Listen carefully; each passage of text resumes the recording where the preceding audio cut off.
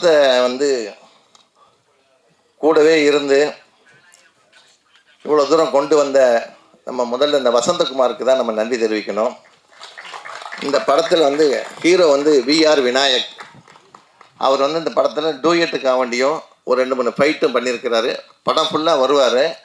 இந்த கதையின் நாயனாக நடித்த அழகுமலைக்கு வந்து ஒரு தம்பி கேரக்டரில் நடித்து இந்த படம் ஃபுல்லாக வியாபித்து அவர் ஏற்கனவே இந்த ஒரு 4-5 படம் நடிச்சிருக்கிறாரு. இது வந்து அவர் கிடச்சிருக்க ஒரு 5வது படம் இப்போ ரிலீஸ் ஆகுது அவருக்கு, விநாயக் அவர்களுக்கு. அவர் வந்து மலேசியாவில் ஒரு ஷூட்டிங்கில் இருக்கிறதுனால அவரால் வர முடியல. அதனால் அங்கேருந்து வந்தவொடனே எல்லாரையும் சந்திக்கிறேன்னு சொல்லியிருக்கிறாரு. அதை இந்த நேரத்தில் உங்களுக்கு சொல்லிடுறோம். அதே மாதிரி இன்றைக்கி காலையில் இந்த படத்தை ஃபுல்லாக ப்ரொடியூசர் கூப்பிட்டு காட்டினார். கியூப் தியேட்டரில் போய் படம் பார்த்தோம். இந்த படத்தை நம்பர் 1 தூக்கி நிறுத்திருக்கிறது இசையமைப்பாளர் தான், ஜோன்ஸ் ரூபர்ட். படம் ஃபுல்லாக வந்து ஒரு மிரட்டி எடுத்திருக்கிறாரு. இவர் ஏற்கனவே உங்களுக்கு தெரிஞ்சவர் தான். பொறியாளன், மாயன், இறுதி பக்கம், சட்டம் என் கையில், ரஜினி கேங், அப்புறம் டிஆர் ரதி, முஸ்தபா படங்கள்லாம் பண்ணியிருக்கிறாரு. அவருக்கு வந்து இந்த படம் ஒரு பெரிய மைல்கல்லாக அமையும். இந்த படத்தில் வந்து 2 பாட்டு எழுதியிருக்கிறாரு அழகுமலை. அந்த 2 பாட்டில் ஒரு பாட்டை கங்கையமரன் சார் பாடியிருக்கிறாரு. அந்த கடைசியில் அந்த பாட்டை பார்த்திங்கன்னா ரொம்ப ஒரு கருத்துள்ள பாட்டாக இருக்கும். அதே மாதிரி கங்கையமரன் சார் எழுதின ஒரு டூயட் பாட்டை வந்து விநாயக்கும் ஹீரோயினி பாடியிருக்கிறாங்க. அந்த பாட்டும் வந்து நீங்கள் இப்போ பார்த்ததுனால உங்களுக்கு டக்குன்னு ரிமைண்டருக்காண்டி அதை சொல்கிறேன். இந்த படம் வந்து மிகப்பெரிய வெற்றி அடைகிறதுக்கான எல்லாமே இருக்குது. அதில் ஒரு புது ஆளுங்க யூனிட்டாக இருந்தாலும், ஒரு புதுமுகங்கள் நடிச்சிருந்தாலும், இந்த படத்தை வந்து கதை கரு வந்து ஒரு வித்தியாசமான கதைக்கெல்லாம் இன்றைக்கி ட்ரெண்டு, இன்றைக்கி நாட்டில் நடக்கிற விஷயத்தை அதுக்கு ஒரு சால்வேஷனோடு இந்த படத்தை பண்ணியிருக்கிறாங்க. அதுக்கே முதல்ல உங்களை கைத்தட்டி நம்ம பாராட்ட தெரிவிக்கலாம். இதில் வந்து அப்புக்குட்டி நல்லா பண்ணியிருக்கிறாரு. சென்றாயன் வந்து இந்த படத்தில் மிகப்பெரிய ஒரு கேரக்டர் நல்லா பண்ணியிருக்கிறாரு. படத்தை வந்து கொஞ்சம் அப்படி லேகாக இருக்கிற நேரத்தில் அவர் தான் பர்ஃபார்மன்ஸில் அடித்து தூக்கிட்டு போயிடுறாரு இந்த படத்தை. அவருக்கு வந்து நம்ம இந்த நேரத்தில் நன்றி தெரிவிச்சுக்கணும். அதே மாதிரி மன்சூர் அலிகான், அவர் வந்து லால்குடியில் வந்து எம்எல்ஏ எலெக்ஷன் நிற்கிறதுனால இங்கே வர முடியல, வாழ்த்து தெரிவிக்க சொன்னார். அவரும் இந்த படத்தில் நல்லா பண்ணியிருக்கிறாரு. ஸோ எல்லா ஆர்டிஸ்ட்டுமே நல்லா பண்ணியிருக்காங்க. காசி விஸ்வநாதன் வந்து கேமரா படத்தை வந்து ரொம்ப பளிச்சுன்னு காட்டியிருக்கிறாரு. கண்ணாடியே இல்லாமல் நல்லா படம் பார்க்கலாம். அந்த அளவுக்கு வந்து எந்தவித ஒரு டிஸ்டர்பன்ஸ் இல்லாமல் எடிட்டரும் நல்லா பண்ணியிருக்கிறாரு. ஏன் இவ்வளோ சொல்கிறேன்னா, இந்த படம் பார்த்ததுனால அப்புறம் வந்து ஒரு வக்கீல் கேரக்டரில் நம்ம பேரரசர் வந்து இதில் நடிச்சிருக்கிறாரு. முதல்ல வில்லன் மாதிரி ஓப்பன் பண்ணி அப்புறம் பார்த்தா அவர் ஒரு நல்லவர் அப்படிங்கிறத வந்து டயலாக்கில் கொண்டு வந்து அதுக்கு அவரே ஒரு சால்வேஷன் சொல்லி ஒரு அனுப்புவார். நல்லா இருந்தது அந்த கேரக்டரு. ஸோ அவருக்கு நம்ம திரையுலகத்துக்கு ஒரு குணச்சித்திர நடிகராக வந்து ஒரு நடிச்சிருக்கிறார். ஆனால் அவர் ஹீரோவை நடிக்கணும்னு ஆசையில் இருக்கிறாரு. அது இனிமேல் தயாரிப்பாளர் தான் அதை டிசைட் பண்ணணும். அதேமாதிரி நான் கங்கையமரன் சார் வந்து அவரை குறிப்பிட்டு சொல்லணும். நான் அவரோட படங்களை நானே பிஆர்ஓ பண்ணியிருக்கிறேன். நான் கிளாமர் அஸ்டனாக இருக்கிற காலத்துலேருந்து சார் கூட ட்ராவல் பண்ணி ஒரு 40 வருஷமாக அவர் கூட ட்ராவல் பண்ணிகிட்ருக்கிறேன். எப்போ இருந்தாலும் ஃபோன் பண்ணாலும் உடனே எடுத்து பதில் சொல்கிற சினிமாக்காரங்களில் முதல்ல முக்கியமானவர் கங்கையமரன் தான். அதில் எந்தவித மாற்று கருத்து இல்லை. இந்த படத்துக்காக அவர்கிட்ட டேட்டு வாங்கி இன்றைக்கி தான் நடத்தணுங்கிறது அவர்கிட்டையும் பேரரசார்கிட்டையும் எல்லாத்தையும் டேட்டு வாங்கி தான் பண்ணோம். அதனால் அவருக்கு முதல்ல நன்றி தெரிவிச்சுக்கலாம். அதேமாதிரி தமிழ் திரைப்பட தயாரிப்பாளர் சங்கத்தில் வந்து இங்கே வந்திருக்கிறாங்க. ஏன்னா தமிழ்குமரன் சார் வந்து பெண்ணாகரம் தொகுதியில் நிற்கிறதுனால அவர் அந்த ஏரியாவுக்கு போயிட்டார். இன்னொரு செக்ரட்டரி ராதாகிருஷ்ணன் வந்து நெல்லிக்குப்பத்தில் எலெக்ஷன் வேலையில் இருக்கிறாரு. எங்கள் அழைப்பு ஏற்று இங்கே வரைக்கும் தந்த கதிரேசன் அவர்களுக்கும் கமலக்கண்ணன் அவர்களுக்கும் முதல்ல கைத்தட்டி பாராட்டு தெரிவிச்சுக்கிறோம். அதே மாதிரி டாக்டர் ஈகை கருணாகரன், இவர் அதே மாதிரி தான் சிறு முதலீட்டு படங்களுக்குன்னு பிறந்தவர். யாராக இருந்தாலும் தட்டி கொடுத்து வேலை வாங்குறதுல ஒரு மன்னன், எல்லாம் பெண்களின் கண்ணன் அவருக்கு வந்து இந்த நேரத்தில் நாங்கள் நன்றி தெரிவிச்சுக்கிறோம். அதே மாதிரி ஒவ்வொரு படத்துக்கும் ஆடியோ ஃபங்க்ஷனோ ப்ரெஸ் மீட்டோ சக்ஸஸ் மீட்டோ நடக்கும்போது அதில் நடித்த ஆர்டிஸ்ட்லாம் வந்து வர்றதை வந்து கொஞ்சம் இதாக நினைக்கிற காலத்தில் நடித்த படத்துக்கு நடிச்சிருக்க அத்தனை பேர் வந்திருக்குது. முதல்ல அவங்களுக்கு நம்ம நன்றி தெரிவிச்சுக்கலாம். அதுவே தயாரிப்பாளருக்கு பெரிய ஒரு வரப்பிரசாதம் தான். ஏன்னா அவர் வந்து ஒரு வேலை செஞ்ச உடனே வேர்வை காயும் முன்னே வந்து கூலியை கொடுத்தணும். நபிகள் நாயகம் சொன்ன மாதிரி அவர் வந்து வேலை செஞ்சவங்களுக்கு தேடி அந்த சம்பளத்தை கொடுத்துட்டாரு. அந்த நன்றி கடனுக்கானது எல்லாருமே இங்கே வந்திருக்கிறாங்க. வர முடியாதவங்க அங்கேருந்து வாழ்த்து சொல்லியிருக்கிறாங்க. அடுத்ததாக நானே பேசிட்டு இருந்தால் நீங்கள் போர் அடிக்கும். ஒரு தொகுப்பாளினி வச்சுருக்கோம். யார் பேசுவாங்கிறத அவர் கூப்பிடுவாங்க.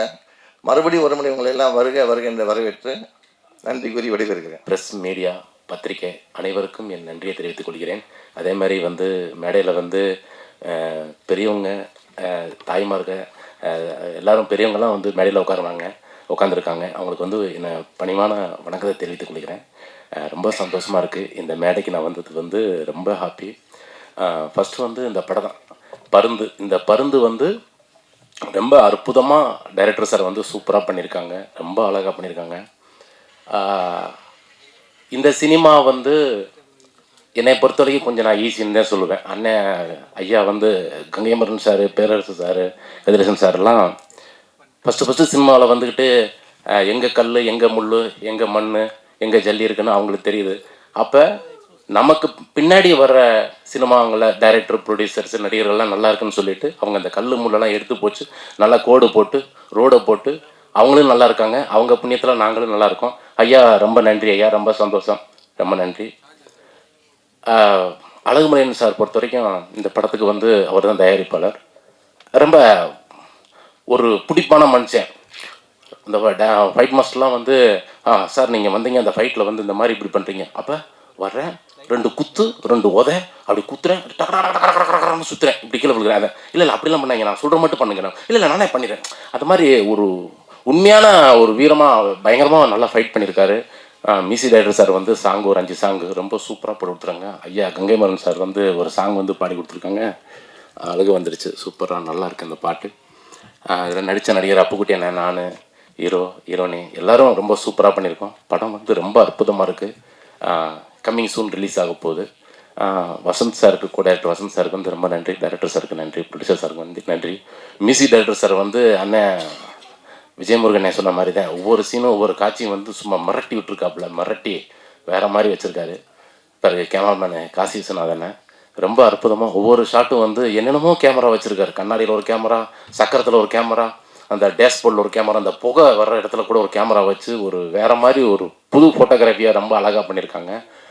படம் வந்து சூப்பராக வந்திருக்கு, பியூட்டிஃபுல்லு. படம் வந்து மிகப்பெரிய வெற்றி படம், கம்மிங் சூன். இந்த படத்தில் எனக்கு வாய்ப்பு கொடுத்த டைரக்டர் சாருக்கும் ப்ரொடியூசர் சாருக்கும் பெரிய நன்றி, ரொம்ப சந்தோஷம். தேங்க்யூ, நன்றி. இங்கே வாழ்த்து வந்ததுக்கு ரொம்ப சந்தோஷம். ஏன்னா வந்து உங்கள் வாழ்த்துலாம் இவங்களுக்கு கிடைக்கணும். புதுசாக நடிக்கிறவங்க எல்லாருமே நீங்கள் எத்தனையோ நடிகர்களை உருவாக்கியிருக்கீங்க, நடிகைகளை உருவாக்கியிருக்கீங்க. அப்படிங்கிறப்ப வந்து இவங்களாம் புதுசாக நடிக்கிறாங்க, நீங்கள் என்கரேஜ் பண்ணும்போது இன்னும் பெரிய லெவலில் அவங்க வர்றதுக்கு வாய்ப்பு நிறையா இருக்குது. அதே மாதிரி பேரரசு அண்ணன், அவர் சொல்லணுன்னா அண்ணனே ஒரு உரிமையாக சொல்கிறோன்னா அந்த பழக்கம் தான். எப்போவுமே வந்து பார்த்தோன்னே ஒரு அன்பாக பழகுறது, சினிமாத்தனம்னு ஒன்று இருக்கும். அது அண்ணன்கிட்ட எப்போவுமே இருந்ததே இல்லை, நாங்கள் பார்த்ததே இல்லை. எப்போவுமே டைரக்ஷன் பண்ணும்போதும் பார்த்ததில்லை, எங்கே பார்த்தாலும் அப்படி ஒரு பார்த்ததில்லை. ஒரு எளிமையான ஒரு மனிதர். கதிரேசன் சார் எவ்வளோ படங்கள், பொல்லாதவன், பல வெற்றி இருந்தும் ஒரு தன்மையான ஒரு மனிதர்கள். இந்த மேடையில் அமைந்திருக்கும் பெரியோர்கள் எல்லாருக்கும் என்னுடைய வாழ்த்துக்கள் சொல்ல வந்த அனைவருக்கும் நன்றியை தெரிவிச்சுக்கிறேன். மெயினாக அழகுமலை அண்ணன், மெயினாக தயாரிப்பாளர் அண்ட் டைரக்ஷன், பெரிய விஷயம். அவருடைய பெரிய கனவுன்னு நினைக்கிறேன். இந்த படம் வந்து எப்போ பார்த்தாலும் கதையை சொல்லிக்கிட்டே இருந்தார் எங்ககிட்ட. எங்கள் ரோல் தவிர எல்லாமே படத்தில் உள்ள எல்லாமே கேட்டோம். சினிமா எடுக்கிறதுக்கு உண்மையாகவே வந்து அந்த வெறியும் ஆசையும் இருந்தால் மட்டும்தான் பண்ண முடியும். பணம் இருக்கிறவங்க எல்லாரும் வந்து சினிமா எடுத்துட முடியாது. அதுக்கு உதாரணம் அழகுமலை சார். நான் பார்த்தேன், நிறைய தயாரிப்பாளர் பார்த்துருக்கோம், அதில் குறிப்பிட்டு அழகுமலை சாரும் சொல்லலாம். எனக்கு வசந்த் தம்பி தான் வந்து இந்த படத்தில் அண்ணே ஒரு ரோல் இருக்குது வந்து பண்ணுங்க அப்படின்னாப்புல. அதே மாதிரி காசி சார் கேமராமேன் சார் சொல்லப்போனால் நம்ம குடும்பத்தில் ஒரு ஒர்க் பண்ணோம், ஃப்ரெண்ட்ஸு ப்ளஸ் டீமோட ஒரு ஒர்க் பண்ணோம், அப்படின்னு நல்ல டீமோட ஒர்க் பண்ணோன்னு தான் சொல்லணும். அதுமாதிரி இந்த சாங்கு தம்பி ஹீரோ பண்ணியிருந்தார், வரலையா அங்கே மலேசியாவில் இருக்கிற, ரொம்ப ஹீரோயினி செம, பர்ஃபார்மன்ஸு செம, சாங்கும் செம. உண்மையாகவே நீ பேஸ் வந்து ஒரு படத்தில் வரும்போது தான் அவங்க புது பேஸுங்கிறது, அதுக்கப்புறம் பெரிய நடிகர்கள் ஆவாங்க. அவங்களுக்கு என்னுடைய வாழ்த்துக்கள் 2 பேருக்குமே, அந்த பையன் ஹீரோ அவருக்கும். ஏன்னா நீங்களாம் வரணும், இப்போ ஹீரோக்கள் கம்மியாக தான் இருக்காங்க. அதனால் உங்களை வந்து இன்னும் உங்கள் திறமையை காமிங்க. இந்த படத்தில் ரொம்ப நல்லா பண்ணியிருக்கீங்க. மெயின் அந்த கதை வந்து நானே கேட்டு மிரண்டேன்.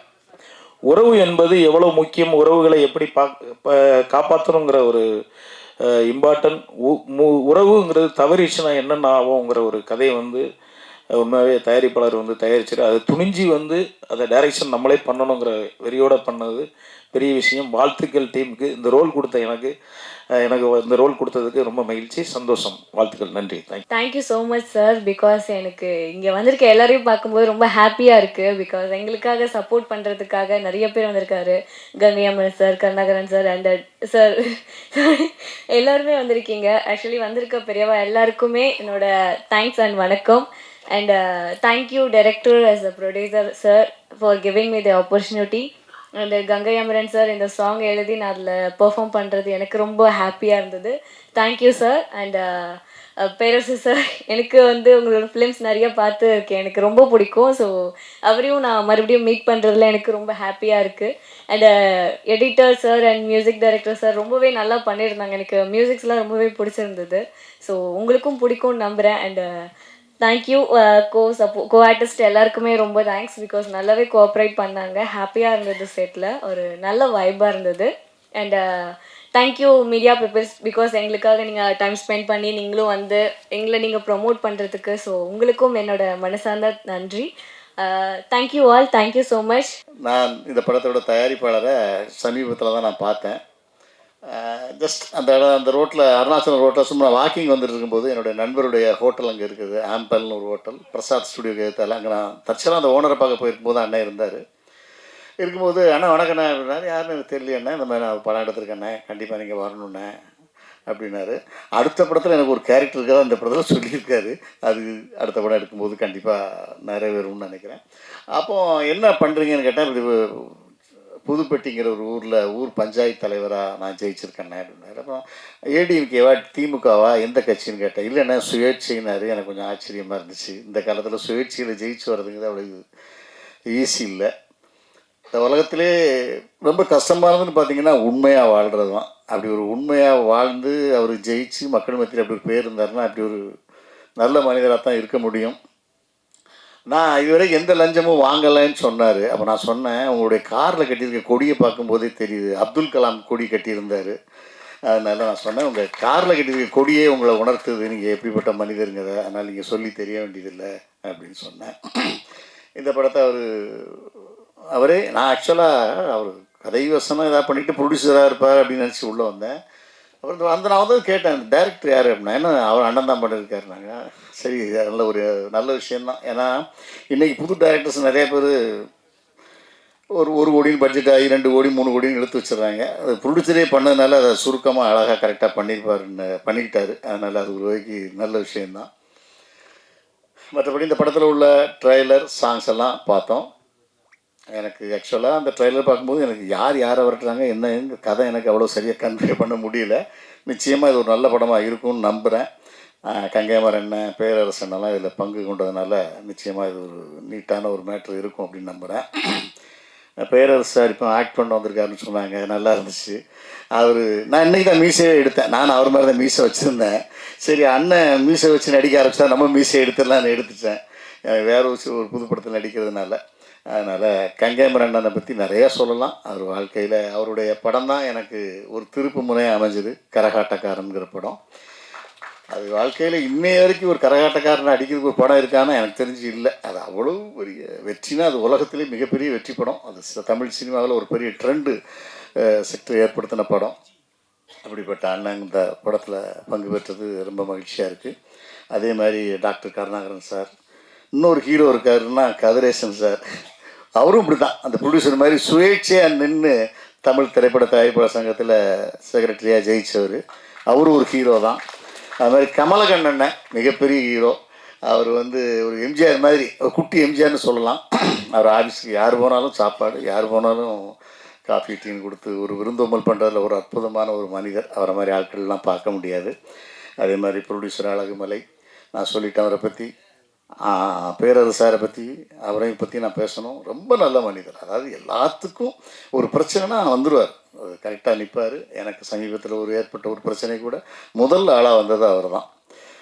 சினிமாக்காரங்களில் அந்த மாதிரி ஒரு தமிழ் அந்த இயக்க சங்கத்துக்கு பொருளாளராக இருக்கார். அந்த மாதிரி ஆட்கள்லாம் இருக்கணும். அது ஒரு பொதுச்சேவை, ஒரு மனசோட பண்ணக்கூடிய அளவில் ஒரு நல்ல மனிதர். அது மாதிரி படத்தில் நடிச்சிருக்க அத்தனை பேருமே நல்லா நடிச்சிருக்காங்கன்னு நினைக்கிறேன். படம் பார்த்தா தான் தெரியும். படம் பார்த்த பிறகு மறுபடியும் இந்த படத்தை பற்றி நிறையா பேசுவோம்.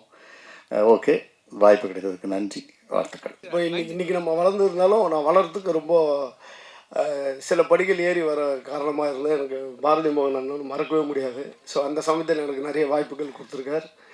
அதுக்கப்புறம் நான் இன்றைக்கி எல்லாருக்கும் நான் வெளியே தெரியறேன்னா அது காரணம் பேரர் சார் தான். ஸோ அவருடைய படங்களில் நான் இன்ன வரைக்கும் நிறைய படங்கள் நான் தான் வந்து எனக்கு ஒரு ஓப்பனிங் சாங்க்குன்னா அது அசோக் ராஜான்னு சொல்கிற ஒரு பெரிய இயக்குனர். ஸோ அவருக்கு என்னுடைய நன்றியை தெரிவிச்சுக்கிறேன். மற்றும் மேடையில் இருக்கிறவங்க எல்லாருக்கும் என்னுடைய நன்றியை தெரிவிச்சுக்கிறேன். இதில் வந்து ஃபஸ்ட்டு வந்து நம்ம எவ்வளோ கஷ்டப்பட்டுருவோம் இந்த படத்துக்காக. வந்து நான் வேறு எந்த பாட்டுக்கு இப்படிலாம் அலைஞ்சு தெரியும். எல்லாமே ஸ்டுடியோக்குள்ளே மாட்டிக்குவோம், இல்லைனா ஏதோ ஒரு ஸ்ட்ரீட்டில் மாட்டோம், இப்படி தான் பண்ணுவேன். ஆனால் இந்த படத்தில் தான் எனக்கு வந்து ரோடாக பர்மிஷன் வாங்கிட்டு இந்த கார்லேருந்து அந்த காரில் தாண்டுறது, அந்த கார்லேருந்து இந்த காரில் கேமரா வச்சு மேலே பருந்து படத்துக்கு ஏற்ற மாதிரி மேலே பருந்து மாதிரி இன்னொரு கேமரா ஃபாலோ பண்ணுறது, ரொம்ப கஷ்டப்பட்டோம் இந்த படத்துக்கு. அந்த சாங்லாம் பார்க்கும்போது ரொம்ப உங்களுக்கு இன்ட்ரெஸ்ட்டாக இருந்திருக்கும். அந்த பாட்டு அவ்வளோ இன்ட்ரெஸ்ட்டாக வரதுக்கு காரணம் பார்த்திங்கன்னா மியூசிக் டைரக்டர் தான். ரொம்ப அற்புதம். அந்த படத்தில் பண்ண ஹீரோனி மேடமும் விநாயக் சார் வந்து அந்த ஒரு டூயிட் பாட்டுக்கான அவங்க பண்ண அந்த கஷ்டம்லாம் எங்களுக்கு தெரியும். அந்த வெயிலெல்லாம் எப்படி அந்த இடம்லாம் முள்ளுலாம் குத்தி அவங்களுக்கெல்லாம் க்ளீன் பண்ணி ஒரு லொக்கேஷன் பேக்ரவுண்ட் நல்லா இருக்கும்போது நம்ம ஃப்ளோர்லாம் பார்க்க மாட்டோம். ஸோ அந்த இடத்துலலாம் அவங்க கஷ்டப்பட்டு பண்ணாங்க. ஸோ அந்த பாட்டு இன்றைக்கி இன்ட்ரெஸ்ட்டாக இருக்குன்னா தான். அதுக்கப்புறம் பார்த்திங்கன்னா அதில் கதையோடு ஒரு 2 பாட்டு வந்து அற்புதமாக பண்ணியிருந்தார் நம்ம டைரக்டர் வந்து. ஸோ அந்த சாங்கை வந்து நாங்கள் எப்படி பண்ணலாம், ஏன்னா கதை சொல்லுது. அந்த 2 பாடல்கள் மட்டும்தான் கதை சொல்லும். ஒன்று வந்து தேடி போடுறது, இன்னொன்று அதை பிடிச்சதுக்கப்புறம் அந்த கிளைமேக்ஸுக்கான ஒரு பாட்டு இருக்குது. அது ரொம்ப அற்புதமாக பாடியிருந்தார் கங்கைமரன் சார். அதுக்கு வந்து ரொம்ப நன்றி. ஸோ நான் அந்த பாட்டை கேட்ட உடனே ஸோ நம்ம ஒரு நடன இயக்குனர்ன்றதுனால அந்த பாட்டுக்கு உயிர் எப்படி கொடுக்கலாம் அப்படி என்னன்னு சொல்லி எனக்கு ரொம்ப ஃப்ரீடம் கொடுத்தாரு அழகு சார். அப்புறம் அந்த படத்தில் கேமராமேன் சாருக்கு ரொம்ப தேங்க்ஸ் சொல்லலாம். ரொம்ப சூப்பர். அது அந்த எடிட்டிங்கில் கூட பார்த்திங்கன்னா அவ்வளோ அழகாக வந்து சேர்த்து கொடுத்தாரு நம்ம எடிட்டர். அவருக்கு நான் நன்றி சொல்வேன். அற்புதமாக பண்ணார். ஸோ அந்த பாடலில் வந்து உயிரே பார்த்திங்கன்னா இதில் அந்த பாட்டை நீங்கள் வந்து விஷுவலுக்கு பார்க்க வேணாம், கண்ணை மூடி நீங்கள் வந்து கங்கைமரன் சாருடைய வாய்ஸ் கேட்டாலுமே நம்மளுக்கு எல்லாம் அப்படியே ஒரு மாதிரி ஃபீல் ஆகிடுவோம். ஸோ அந்த மாதிரியான ஒரு பாடல் அது. அந்த பாட்டுக்கு வந்து உயிர் கொடுக்க எனக்கு ரொம்ப கஷ்டப்பட்டு ஆதித்யா ரொம்ப நல்லா பண்ணியிருந்தாருங்க. அவருக்கெல்லாம் ஒரு சூப்பர் லைஃப் இருக்குது. அவருக்கு செம்மையாக பண்ணியிருக்காரு. அதை வந்து நாங்கள் சொல்கிறோம் இப்படி பண்ணுப்பா அவ்வளோதான் சொல்கிறோம். ஆனால் அதை உணர்ந்து பண்ணுறது ஒரு விஷயங்க. அது வந்து கடவுள் கொடுக்குற கிஃப்ட் அதெல்லாம். ஸோ அவர்லாம் ரொம்ப நல்லா பண்ணியிருக்காரு. நானே அந்த பாட்டை பார்த்துட்டு உடனே எடிட் பண்ணி இமிடியேட்டாக நான் அவங்க அப்பாவுக்கு ஃபோன் பண்ணி அவருக்கு முதல் தேங்க்ஸ் சொல்லுங்கள், அவர் அற்புதமாக பண்ணியிருக்காரு. ஏன்னா அந்த மாதிரி ஒரு எங்களுக்கு தான் இன்றைக்கி பேக்ரவுண்டு யாருமே இல்லை. இன்றைக்கி நிறைய மீடியாஸ் இருக்குது, நீங்கள்லாம் இருக்கீங்க. எங்களுக்கு நான் வரும்போதில் யாரும் இல்லை, ஸ்டேஜில் ஆடி அது வேறு வழி. இன்றைக்கி இந்த மாதிரி ஆளுங்களாம் நம்ம வெளியே வந்தால் நல்லாயிருக்கும். நல்ல திறமைசாலி. அவர்லாம் வந்து ஒரு பெரிய நடிகராக வர்றதுக்கான எல்லா வாய்ப்பும் இருக்குது.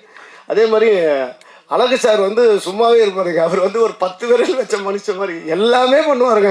சாப்பாடு போகிறதுலேருந்து கூட இருக்கிறதுலேருந்து உங்களுக்கு பேமெண்ட் வந்து கம்மியாக இருந்தாலும் ஆனால் ஃபோன் பண்ணி சொல்லி கரெக்டாக வந்து இந்த மாதிரி கிடைக்கிறதுலாம் பெரிய விஷயம். அது ரொம்ப நன்றி சார். இங்கே நிறைய பேர் வந்திருக்காங்கன்னா காரணம் நீங்கள் நடந்துக்கிட்ட விதம் சார்.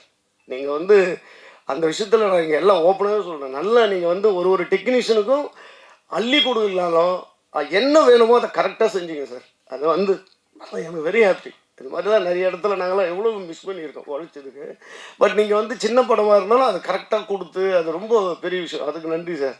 அது மட்டும் இல்லாமல் அவர் தான் பாடல்கள் எழுதினாருன்றது வந்து என்னால் எதுவே பண்ண முடியல. அப்புறம் தான் தெரிஞ்சது அவர் ஃபுல் டீட்டெயில் அழகாக சொல்கிறாரு. சார் இப்படி இருந்தது அந்த பாட்டு அப்படின்ட்டு. ஸோ இந்த மாதிரி இந்த படமே அப்படி தான் ரொம்ப இன்ட்ரெஸ்டாக இருக்கும். இது வந்து நீங்கள் மக்கள்கிட்ட இந்த மீடியா சேர்த்து இது ஒரு பெரிய லெவலில் வரணுன்றது தான் என்னுடைய ஆசை. இந்த மாதிரி தயாரிப்பாளர்கள் நிறைய படங்கள் பண்ணணும். இந்த மாதிரி இயக்குநர்கள் நிறைய இந்த மாதிரி வரணும். இந்த மாதிரி நடிகர்கள் நிறைய பேர் உருவாகணும்.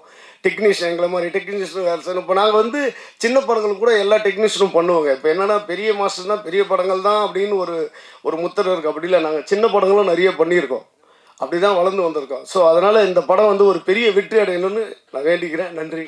பருந்து மூவி, இந்த மூவி எனக்கு கொடுத்த இந்த பியூட்டிஃபுல்லான டீமுக்கு என்னோடய ஃபர்ஸ்ட் தேங்க்ஸ்.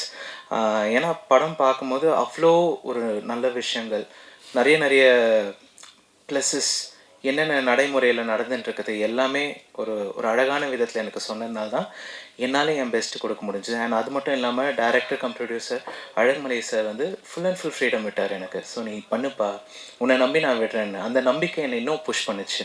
ஸோ அதனால் அந்த டீமுக்கே நான் ரொம்ப தேங்க்ஸ் சொல்கிறேன். அண்ட் அது மட்டும் இல்லாமல் ஒர்க் பண்ண டெக்னீஷியன்ஸ் எல்லாருமே they gave out their best எனக்கு. என்னை வந்து என்னோடய லிமிட்ஸ் வச்சு லிமிட்ஸ்லேருந்து என்னை புஷ் பண்ணி என்னை இன்னும் மேற்கொண்டு நிறைய ஒர்க் பண்ணலாம் இந்த ப்ராஜெக்ட்லன்ற மாதிரி எல்லாருமே பயங்கரமாக ஒர்க் பண்ணியிருந்தாங்க. Starting from acting, technical editing, எல்லாமே சவுண்ட் எஃபெக்ட்ஸ் எல்லாருமே ரொம்ப அழகாக பண்ணியிருந்தாங்க. ஸோ அதனால் this was a gift from them to me to prove my talent, அந்த மாதிரி இருந்தது. ஸோ ப்ளஸ் என்னோடய ஒர்க் பண்ண ஆடியோ டெக்னீஷியன்ஸ் எல்லாருமே, சவுண்ட் இன்ஜினியர்ஸாக இருக்கட்டும். கங்கை அமரன் சார் வந்து அவர் உள்ளே வந்துட்டோன்னே எங்கள் எல்லாருக்குமே ரொம்ப சந்தோஷம். ஒரு ஒரு பெரிய சீனியர் எங்கள் எல்லாருக்கும் ஒரு வழிகாட்டியாக இருந்தவர் இப்போ எங்களுக்கு வந்து பாடி கொடுக்குறாரு, எங்களுக்கு லிரிக்ஸ் எழுதி கொடுக்குறாருன்னு போது ரொம்ப thank you sir, thank you so much.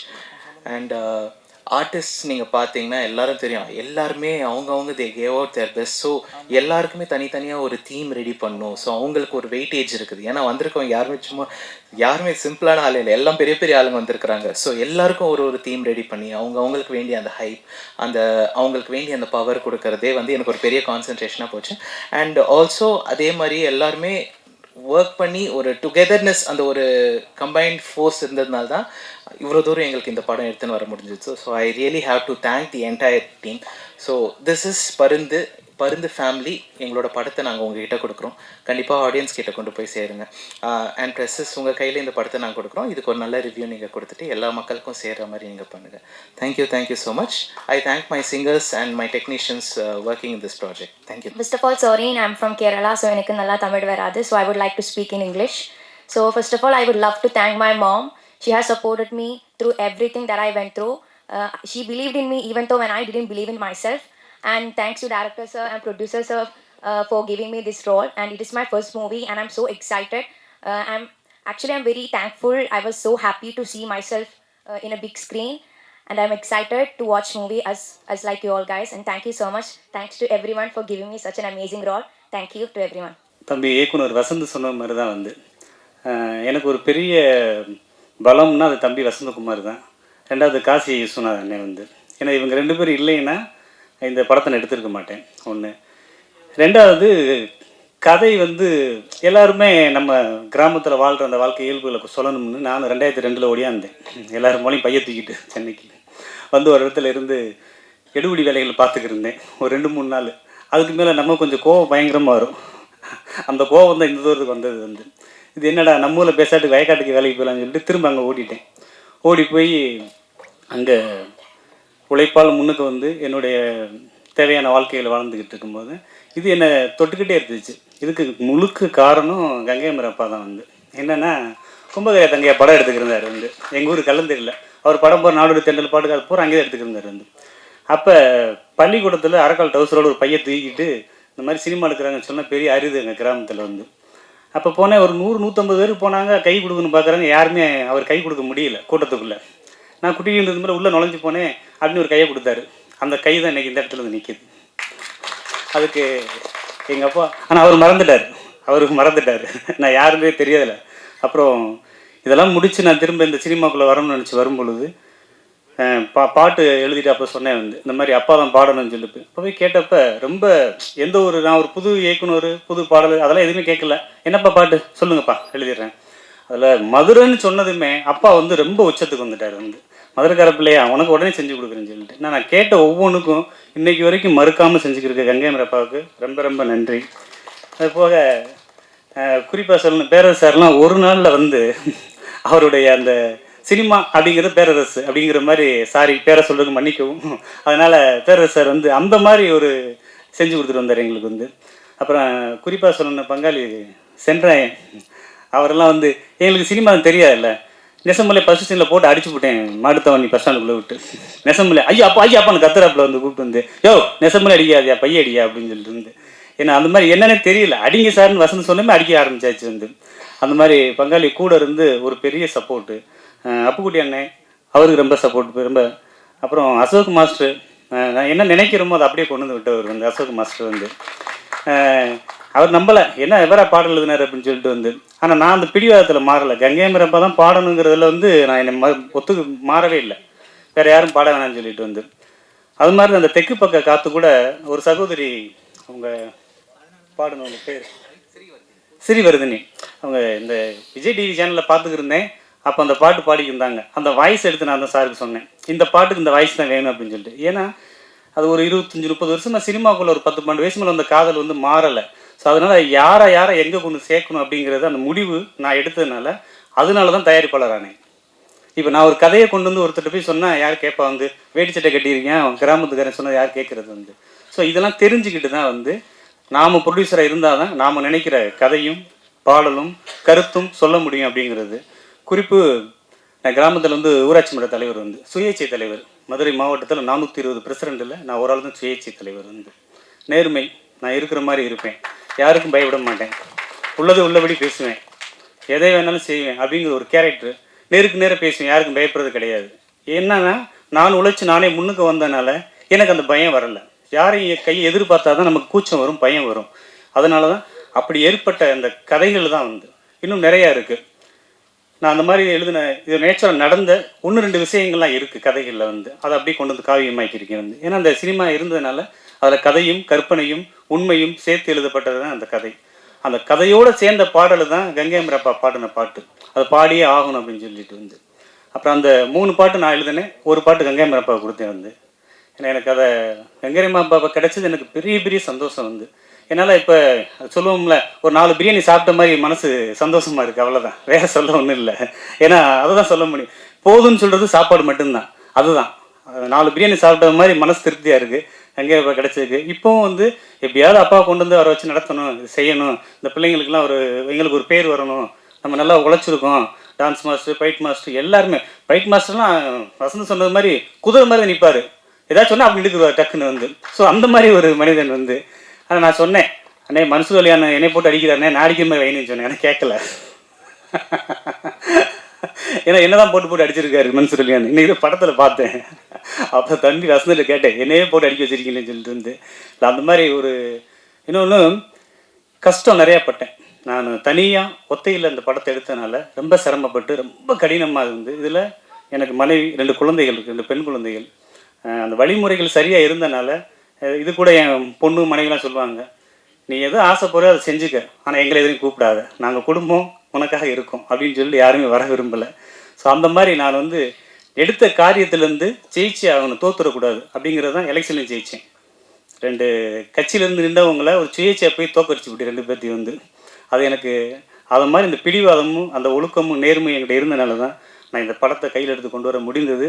இதுக்கு எனக்கு உறுதுணையாக இருந்த காசி அண்ணன், தம்பி Vasanth, Ashok master sir, Murugan sir, fight master sir, எல்லாருமே, யாரையும் குறை சொல்றதுக்குலாம் ஒன்றுமே இல்லை, எல்லாருக்குமே என்னுடைய பணிவான நன்றியை தெரிவித்துக் கொள்கிறேன்.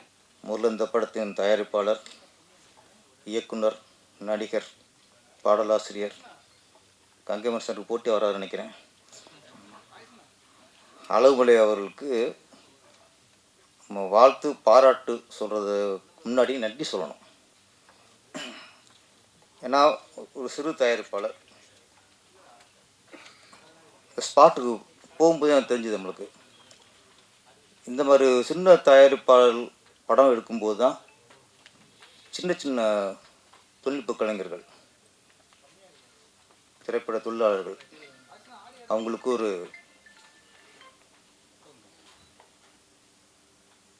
ஒரு வேலை வாய்ப்பு கிடைக்குது. பெரிய படங்கள் பிரச்சனை இல்லை, பெரிய இருக்கும் சம்பாதிச்சவர்கள் தான் இருப்பாங்க. இதில் இந்த மாதிரி தயாரிப்பில் வரும்போது தான் சின்ன சின்ன நடிகர்கள், சின்ன சின்ன கலைஞர்களுக்கெல்லாம் ஒரு வேலை வாய்ப்பு. இவர் மாதிரி இன்னைக்கு தமிழ் திரையுலகில் 80% இவங்கள மாதிரி சின்ன பிடிச்சிருக்க படம் பண்ணுறாங்க. அப்போ இவங்களால தான் எனக்கு சினிமா வாழுது, சினிமா கலைஞர் வாழ்கிறாங்க, இவங்களால சாப்பிட்றோம். அந்த வகையில் முதல்ல அவங்க ஒரு சினிமாக்காரனா உங்களுக்கு நான் நன்றி சொல்லிக்கிறேன் சார். வளமல் சார், உங்கள் வாழ்த்துக்கள், பாராட்டுக்கள். ஆமாம், இந்த படம் வெளியாகி வெற்றி அடைந்து நீங்கள் மீண்டும் தொடர்ந்து படம் பண்ணிகிட்டே இருக்கணும்.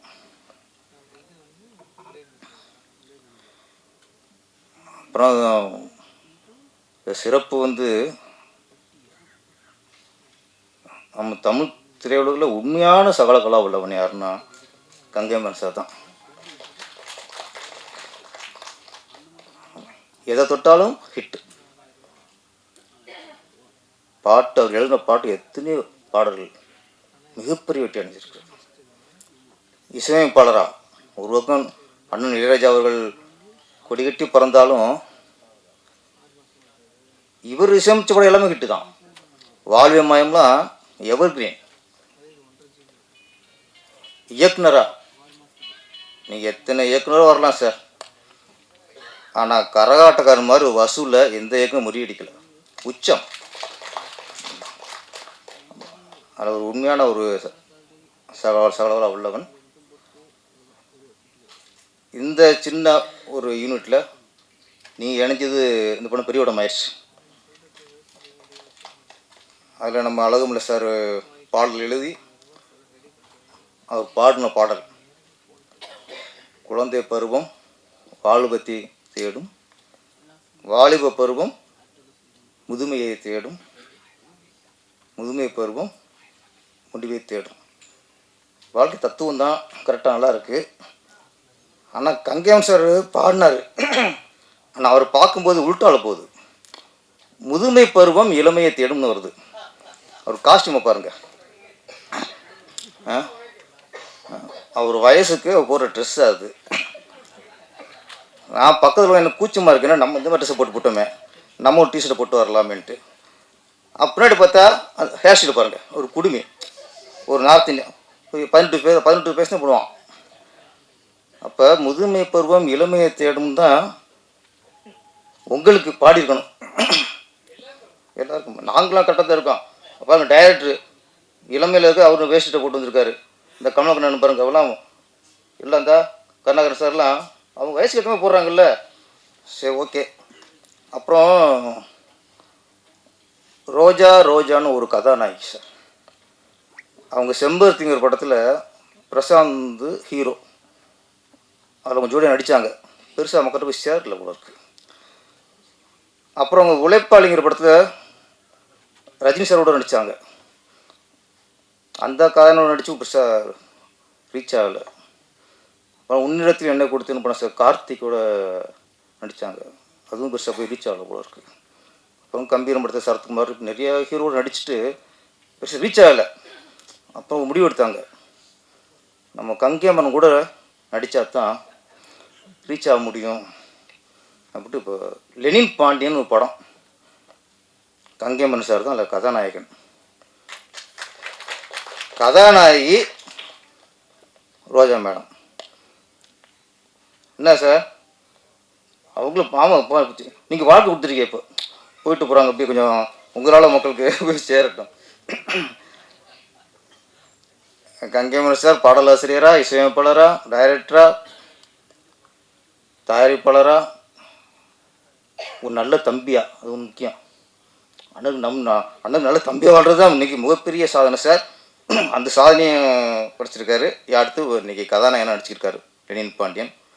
ஆமாம், அந்த படம் மிகப்பெரிய வெற்றி அடைஞ்சு. ஆமாம், அடுத்து எனக்கு கால்ஷீட் கொடுங்க. ஆமாம், நம்ம என்னச்சு ஒன்று பண்ணுவோம்.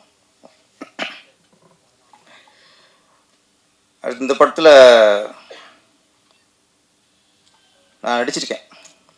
ஆமாம், வக்கீலாக நடித்தேன். முதல்ல நம்ம கேமராமேன் காசி விஸ்வநாத் அவர் தான் பிடிச்சிட கூப்பிட்டு வந்தாங்க. சின்ன நடிக்கணும்னாங்க. தயக்கத்தோடு இருந்தேன். அப்புறம் அங்கே மதுரைக்காரங்கிட்டாங்க, சரி மதுரை மண் எப்படி கங்கைமரன் சாருக்கு பாசம் வந்துச்சோ, இந்த மண் வாசனையெல்லாம் விடாதில்ல, சரின்னு நடிக்க போயாச்சு. நான் இப்போ சொன்ன மாதிரி தான், ஸ்பாட்டு போனதுக்கப்புறம் தான் தெரியுது ஒரு சின்ன தயாரிப்பாளரில் எத்தனை பேர் சின்ன ஆள்றான் வாழ்கிறான்ட்டு. பாட்டை என் கூட நடிக்கிறாருன்னா நம்ம சின்ராயன். ஆமாம், அவர் நடிகரில் எனக்கு சீனியரில் அவர். ஆமாம், நமக்கு டைலாக் கொடுத்துட்டாங்க, நான் அப்படியே போட்டு மனப்பாடம் பண்ணி தர்றேன். இவர் கேஸில் அடிக்கிறாரு, ரியாக்ஷன் அப்படி போடுங்க, என்னடா இவர் கூட நடிக்க வச்சிட்டாங்க, நம்மளுக்கு ஒன்றும் இப்போ கூட போட்டு நடிக்கிறது அப்படின்ட்டு ஒரு சமாளிச்சிட்டேன். ஆமாம், இல்லை உண்மை தானே. ஆமாம், சமாளிச்சிட்டேன். அப்புறம் அப்புக்குட்டி அவர்கள், ஆமாம், இந்த படத்துக்கு மிகப்பெரிய சப்போர்ட்டு. எப்படி கங்கைமன் சாரை 20 வருஷம் முன்னாடி எப்படி பார்த்தனோ அதே மாதிரி இன்றைக்கும் இளமையாக பார்க்குறேன். அது மாதிரி நம்ம அசோக்ராஜ் மாஸ்டர். ஆமாம், 20 வருஷம் முன்னாடி எப்படி பார்த்தோம் அப்படியே இன்னும் இருக்கார். அந்த எனர்ஜி தான் உங்களுக்கு ஓப்பனிங்ஸாக வந்துட்டு இருக்கு.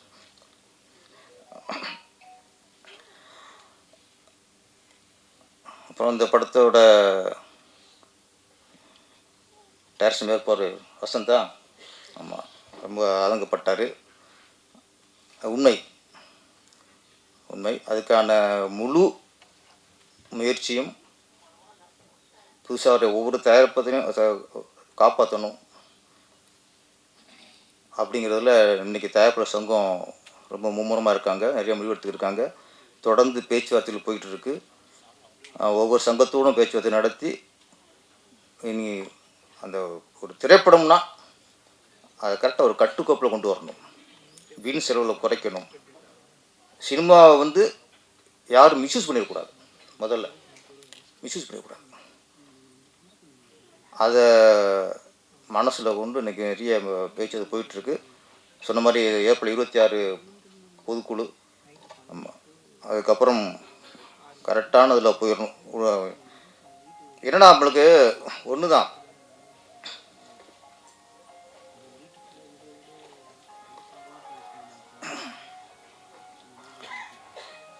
படம் பண்ண வர்றாங்க புடிசர், படம் பண்ண இயக்குனர், தயாரிப்பாளருக்கு தயாரிப்பை பற்றி தெரிஞ்சுருக்கணும், அடிப்படை தெரிஞ்சுக்கணும். இயக்குனருக்கு தொழில் தெரிஞ்சுருக்கணும். தொழில் தெரியாத இயக்குனர் தயாரிப்பை பற்றி தெரியாத தயாரிப்பாளரும் படம் பண்ணும்போது அது நிறைய சிக்கலாயிருது, நிறைய செலவுலாம் ஆயிடுது. அப்போ ஒரு படம் துவங்குறதுக்கு முன்னாடி புது ப்ரொடியூசராக அவங்களுக்கு சரியான ஒரு கவுன்சிலிங். இப்போ நீங்கள் சொல்கிற மாதிரி எல்லாம் கொடுக்கும்போது தெரிஞ்சுக்கோங்க உங்களுக்கு யார் டைரக்டர், யார் கேமராமேன், யார் எடிட்ரு, யார் மியூசிக் டைரக்டரு, அது அப்போவே தெரிஞ்சுக்கோங்க உங்களுக்கு இது சரியாக வருமா வராதான்ட்டு. அப்போ அதான் தயாரிப்பு சங்கம் போது தயாரிப்பாளர்களை வழி நடத்துறது உங்கள் பொறுப்பு தான். அது கரெக்டாக பண்ணுறாங்க. கண்டிப்பாக ஃப்யூச்சரில் சரியாக அது வந்து அமைஞ்சிடும். அதில் கதாநாயகி பேர் சார்மிஷா, நல்லா டான்ஸ் மூமெண்ட்டு நல்லா நடிச்சிருந்தாங்க. அம்மனா நல்லா அவங்களுக்கு வில்லேஜ் கேரக்டரு, அவங்களுடைய முகம் கரெக்டாக அதில் செட்டாக இருந்தது. இதில் மிகப்பெரிய பலம்ங்கிறது 2 தான். ஒன்று கேமராமேன் காசி விஸ்வநாத். ரொம்ப நாளைக்கு அப்புறம் கண்ணுக்கு குளிச்சா கண்ணில் ஒத்திக்கிற மாதிரி ஒரு ஒளிப்பு பிரைட்டாக நல்லா இருந்துச்சு, நல்லா உண்மையில.